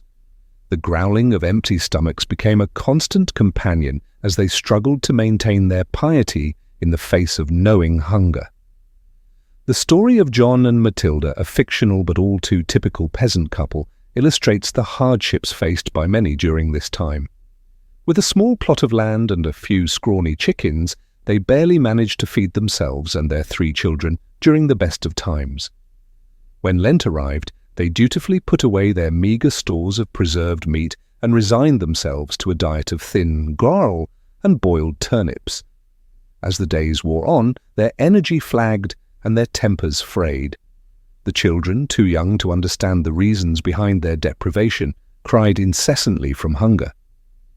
John, a devout man, struggled to maintain his faith in the face of such hardship, while Matilda secretly dreamed of the savory stew she would make when Lent was finally over. The couple's plight was not unique. Across the land, peasant families faced similar struggles, their already meagre diets further restricted by the dictates of the Church. Some, driven by desperation, resorted to poaching in the royal forests, risking severe punishment if caught. Others simply went without, their bodies weakening and their spirits breaking under the weight of their devotion. While the intentions behind the Church's dietary restrictions were ostensibly noble, to encourage spiritual reflection and penance, their impact on the peasantry was often dire. In a society already plagued by scarcity and inequality, the added burden of religious fasting could be the difference between life and death. Yet, even in the midst of such hardship, there were glimmers of hope and compassion. Monasteries and abbeys, with their vast land holdings and well-towed ladders, often served as a source of food aid for the poor. Monks and nuns, bound by their vows of charity and hospitality, would distribute bread and ale to the hungry, providing a brief respite from the gnawing pain of an empty belly. One such story tells of a kind-hearted abbess named Hildegard, who, upon seeing the gaunt faces of the peasants who came to her abbey seeking alms, ordered her kitchens to prepare a hearty pottage of vegetables and barley to be distributed to all who asked. The grateful recipients, their spirits lifted by this unexpected act of kindness, returned to their homes with renewed strength and a glimmer of hope in their hearts. Such acts of compassion, however, were all too rare in a world where the divide between rich and poor was vast and unyielding. The Church, for all its teachings of love and charity, was often complicit in maintaining the rigid social hierarchy that kept the peasantry in a state of perpetual poverty and hunger. As we reflect on the role of religion in shaping the culinary landscape of medieval Europe, it is important to recognize the complex interplay of faith, power, and social inequality that defined the era. For the peasantry, food was not merely a matter of sustenance, but a daily reminder of their place in a world where even the most basic of human needs could be subject to the whims of the powerful. In our final chapter, we will explore the concept of the medieval feast and how it served as a stark contrast to the daily realities faced by the common people. Through the lens of this lavish display of wealth and abundance, we will come to understand the true depths of the inequality that defined the era and the ways in which food served as both a source of nourishment and a symbol of social division. But first, let us pause for a moment and imagine ourselves in the place of the medieval peasant, their hunger a constant companion, and their faith tested by the unyielding dictates of the church. In their struggles and their resilience, we may find a deeper appreciation for the abundance and choice that we so often take for granted in our own lives. As we have seen, the life of a medieval peasant was one of constant hardship and deprivation, with food being a daily struggle rather than a source of pleasure or comfort. Yet in stark contrast to this bleak reality, there existed another world entirely, that of the royal feast. In the great halls of castles and palaces, the nobility would gather to indulge in lavish banquets that were a far cry from the meagre affair of the common people. These feasts were not just a display of wealth and power, but also a symbol of the vast chasm that existed between the ruling class and the masses. Imagine, if you will, the scene of a grand medieval feast. The great hall is lit by the flickering light of countless candles, their warm glow illuminating the rich tapestries and gleaming silver that adorn the walls. The tables are laden with a vast array of dishes, each more sumptuous than the last. At the center of the table sits a magnificent roasted boar, its crisp golden skin glistening with fat. Surrounding it are platters of roasted fowl, their succulent flesh stuffed with exotic spices and herbs. There are pies filled with tender game, their flaky crusts hiding a treasure trove of savory delights, and everywhere there are fruits and vegetables of every hue, their vibrant colors a testament to the bounty of the land. Presiding over this opulent display is the royal cook, a master of his craft who has spent days preparing for this grand occasion. He has scoured the countryside for the finest ingredients, sourcing the freshest meats, and part for adulterated food and drink. In the dimly lit, cramped streets of a medieval town, a baker named Alric wiped the sweat from his brow as he toiled over his latest batch of bread. The harvest had been meager this year, and grain prices were soaring. To make ends meet, Alric had resorted to secretly stretching his dough with fillers like ground acorns, sawdust, and even chalk. It was a common practice among unscrupulous bakers looking to maximize their profits, even if it meant compromising the quality and safety of their bread. As Alric worked, his mind wandered to the alewife down the street who was known for watering down her brew to make it last longer. In a world where clean drinking water was often scarce, ale and wine were the beverages of choice for most people. However, this also meant that the quality of these drinks was often questionable at best. In larger cities, the authorities did attempt to regulate the food and drink trade to some extent. A-tasters were employed to ensure that brews met a certain standard, and bakers found to be adulterating their bread could face fines or even public humiliation. In London, for example, dishonest bakers might be dragged through the streets on a hurdle with their substandard loaves hung around their necks. However, these regulations were often poorly enforced, and the punishments were not always a sufficient deterrent. Many bakers and brewers simply saw the fines as a cost of doing business and continued to cut corners wherever they could. For the average person, this meant that the food and drink they consumed were often of dubious quality. Bread that was supposed to nourish them might instead be filled with inedible or even harmful substances. A ley that was meant to quench their thirst might be so watered down that it provided little refreshment. It was just another hardship in a life already filled with challenges and uncertainties. As Alric pulled his latest batch of bread from the oven, he couldn't help but feel a twinge of guilt. He knew that his customers trusted him to provide them with honest, wholesome food, but in a world where survival often meant cutting corners and bending the rules, he felt he had little choice. He could only hope that his small deceptions went unnoticed and that his bread would provide some small comfort to those who ate it, even if it wasn't quite what it seemed. Part 5. Unsanitary Conditions. In the year 1216, King John of England sat down to a lavish meal after a long day of hunting. As was customary, he was presented with a variety of dishes, including fruit, meat, and sweetmeats. However, unbeknownst to the king, the peaches he consumed that day were spoiled, likely due to improper storage and handling. Shortly after the meal, John fell violently ill with dysentery, a disease that would ultimately claim his life. While the exact cause of King John's death has been debated by historians, his story illustrates a stark reality of medieval life. Unsanitary conditions were rampant, and they took a serious toll on people's health and well-being. In many medieval households, livestock were often kept inside the home for warmth and safety.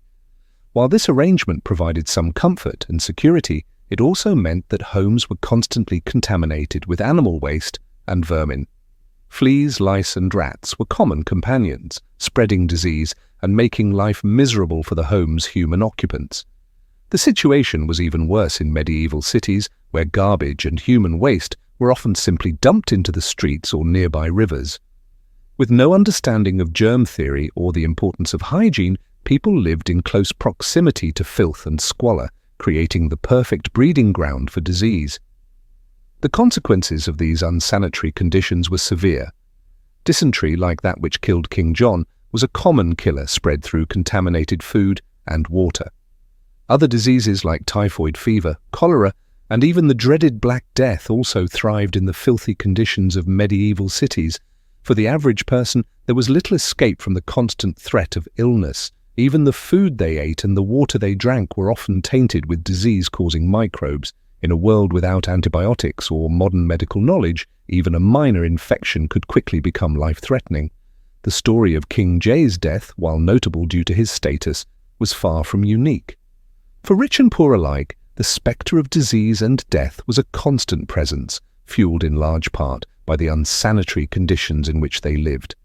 It was a grim reality of medieval life, and one that would persist for centuries until the advent of modern sanitation and hygiene practices. As the sun set over the medieval city, the stench of waste and decay hung heavy in the air. In the distance, the bells of the church told a somber reminder of the many lives claimed by the filth and squalor of the streets. For the people of the city, it was just another day in a world where cleanliness was a luxury and disease was a constant companion. Part 6. The Influence of the Church. In a small cottage on the outskirts of a medieval village, a peasant family gathered around their meagre evening meal. The fare was simple, a thin pottage made from vegetables and a scrap of salted pork, accompanied by a hard crust of bread. It was Lent, and the family was doing their best to honor the church's mandate to fast and abstain from meat during this holy season. For the peasants, the Lenten fast was a particularly difficult challenge. Their diets were already severely limited by their poverty and the scarcity of food. Giving up what little meat they had access to meant subsisting on an even more meager and monotonous diet than usual. The church's influence on medieval cuisine was significant and far-reaching. In addition to the Lenten fast, the church also mandated meatless days throughout the year, typically Wednesdays, Fridays, and Saturdays. For the wealthy, these restrictions were an inconvenience, but for the poor they could mean the difference between a full belly and hunger. Despite the hardships imposed by the church's dietary rules, there were some small consolations. Monasteries and abbeys often provided food aid to the hungry as a form of charity. Monks and nuns would distribute bread, ale, and sometimes even meat to the poor, particularly on holy days and festivals. However, this charity was not always enough to alleviate the suffering of the peasantry. In times of extreme scarcity, some peasants resorted to poaching game from the royal forests, risking severe punishments if caught. The church, in collaboration with the secular authorities, strictly enforced these hunting bans, viewing poaching as a sin against God and a crime against the king. As the peasant family finished their meager Lenten meal, they bowed their heads in prayer, thanking God for what little they had. They knew that the fast would not last forever, and that Easter would bring a brief respite from the monotony and scarcity of their diet, but they also knew that the church's influence on their daily lives would continue long after Lent had ended. The cycle of fasting and feasting, of scarcity and abundance, was woven into the very fabric of medieval life, shaping not only what people ate, but how they lived and worshipped. In the grand cathedrals and humble parish churches, the priests preached the virtues of fasting and self-denial, but for the peasants, These virtues were not a choice but a necessity. They lived their lives in the shadow of the church, their stomachs growling with hunger as they prayed for a better world to come. Part 4. Adulterated food and drink. Even when food was available, there was no guarantee it would be wholesome or pure. In a world without industry regulations or safety standards, deception and corner-cutting ran rampant. Imagine the plight of the humble baker, eking out a living by selling his bread to the townsfolk. Desperate to stretch his meager supply of flour, he might resort to mixing in fillers like ground acorns, sawdust, or even chalk. While these additives may have bulked up the loaves, they certainly didn't make for a nutritious or appetizing meal. The bakers weren't the only culprits, though. Unscrupulous brewers and vintners were notorious for watering down their wares to maximize profits. In a time when clean drinking water was often scarce, people relied on ale and wine to quench their thirst, but the alcohol content of these beverages was often much lower than advertised, leaving the drinker unsatisfied and still parched. Picture an alewife in a bustling town, surrounded by thirsty patrons clamoring for a pint. She ladles out the weak, watery brew with a guilty conscience, knowing that she's cheating her customers, but what choice does she have? The taxes are high, the grain is expensive, and she needs to make ends meet somehow. She silently thanks the heavens that most of her clientele are already too drunk to notice the deception. It wasn't all selfish greed driving these acts of food fraud, though. In a society plagued by scarcity and hunger, many people simply couldn't afford to be picky. They'd gladly accept a loaf of bread filled with sawdust over no bread at all, and when crops failed and famine struck, people resorted to eating whatever they could get their hands on just to survive. Grass, roots, even tree bark. Attempts were made by authorities to crack down on food adulteration. In England, the size of bread and ale in the 13th century set out harsh penalties for bakers, and brewers caught cheating their customers. Fines, public humiliation, even corporal punishment awaited those who dared to tamper with the purity of the staples, but with limited means of enforcement and the constant pressure of scarcity, such laws did little to stem the tide of food fraud in the medieval world. So the next time you bite into a fresh, crusty baguette or sip a cool, crisp lager, take a moment to appreciate how far we've come. In our world of abundant food choices and stringent quality control, it's easy to forget that for our medieval ancestors, every morsel was a gamble and a full belly was never a guarantee. Their daily sustenance was often as much a product of deception and desperation as it was of nourishment and pleasure. Part 5. Unsanitary conditions. Beyond the challenges of scarcity, spoilage, and adulteration, the people of the Middle Ages also had to contend with the ever-present spectre of disease. In a world without germ theory or modern sanitation, food and water were often tainted with dangerous pathogens, turning every meal into a potential game of Russian roulette. The very living conditions of medieval people conspired against any notions of food safety. Many peasants shared their humble cottages with their livestock, with animals like cattle and chickens living under the same roof as the family. While this arrangement provided some warmth and security for the beasts, it also meant that animal waste and insects were a constant presence in the home, contaminating food, water, and surfaces. Cities were even worse, with narrow, filthy streets and crowded tenements creating the perfect breeding grounds for disease.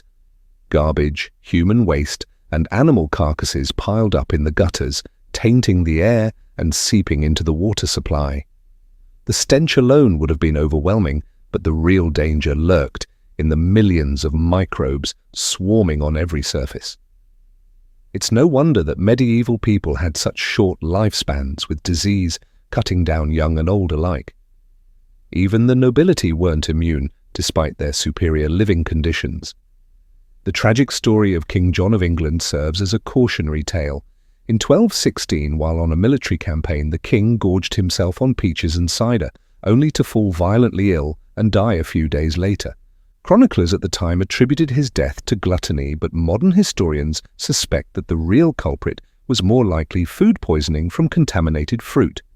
The greatest scourge of the medieval world, the Black Death, was in part enabled by the unsanitary conditions that people lived in. The plague was spread by rats and fleas which thrived in the squalor of medieval cities and towns. With garbage and waste piling up and hygiene standards virtually non-existent, it was only a matter of time before the pestilence took hold, wiping out a third of Europe's population.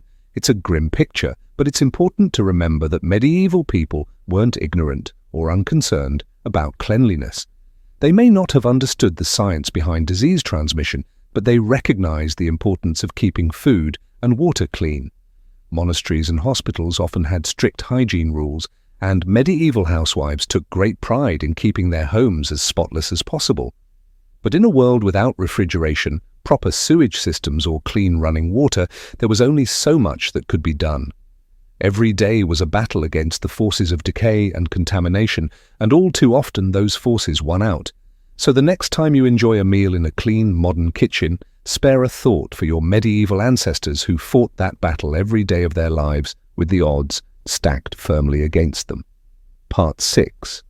The influence of the Church in the medieval world.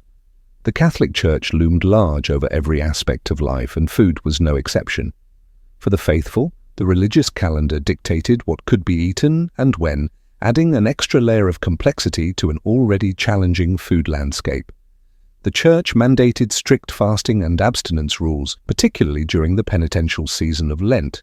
For 40 days before Easter, meat was strictly off the menu, as were dairy products, eggs, and even olive oil in some regions. Fish was sometimes permitted, but for many poor peasants even that was a luxury they could ill afford.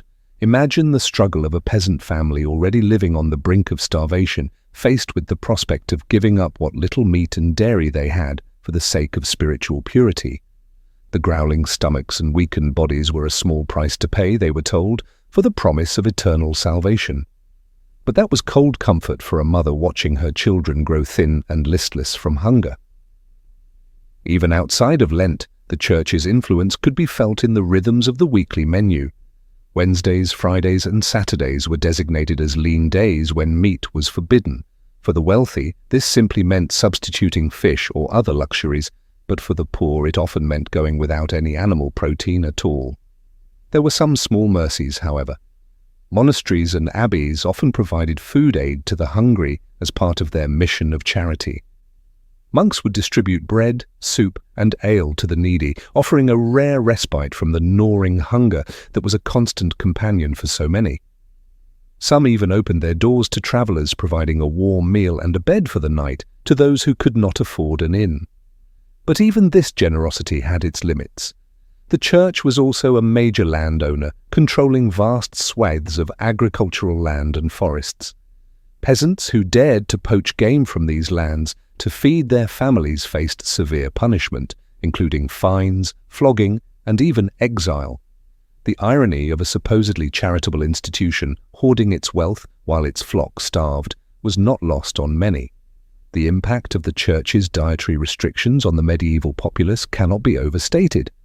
For people already struggling to find enough to eat, the added burden of religious fasting and abstinence could be the difference between life and death. And yet the fear of eternal damnation was a powerful motivator, driving people to endure even the most extreme privations for the sake of their immortal souls.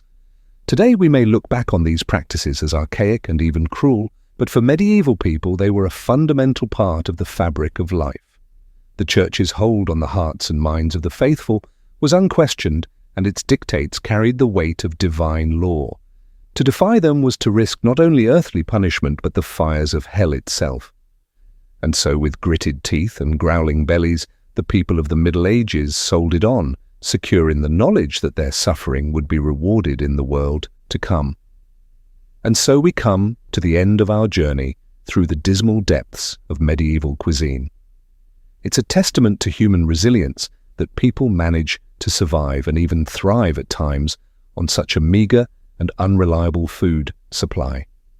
The scarcity, the spoilage, the sheer monotony of GRL and gruel again, it's enough to make one grateful for the simple pleasure of a crisp apple or a well-spiced curry. Can you imagine the astonishment on a medieval peasant's face if they were transported to a modern supermarket? The gleaming aisles packed with more food than a king's banquet hall, the rainbow of fresh fruits and vegetables in the produce section, the fragrant loaves of bread that would have seemed like manna from heaven to a hungry serf, and the sheer abundance of it all, enough food to feed a village, all under one roof. Of course, we still face challenges in our modern food system: inequality, waste, environmental degradation. These are all issues that we must grapple with, but we have also made incredible strides since the days of rancid meat pies and turnip growl. We have a greater understanding of nutrition, of food safety, of the importance of variety and balance in our diets. We have the ability to preserve and transport food across great distances, to enjoy flavors from around the world in our own kitchens. So the next time you sit down to a meal, take a moment to savor it. Appreciate the complex interplay of flavors, the freshness of the ingredients, the skill of the preparation, and spare a thought for our medieval ancestors who endured so much hardship and hunger in the face of such scarcity. And with that, we come to the end of our boring history of medieval food. I hope it has provided some interesting context to your understanding of the past and perhaps even lulled you into a peaceful slumber. If you enjoyed this video, please consider giving it a like and subscribing to the channel for more soporific historical content. Until next time, sweet dreams.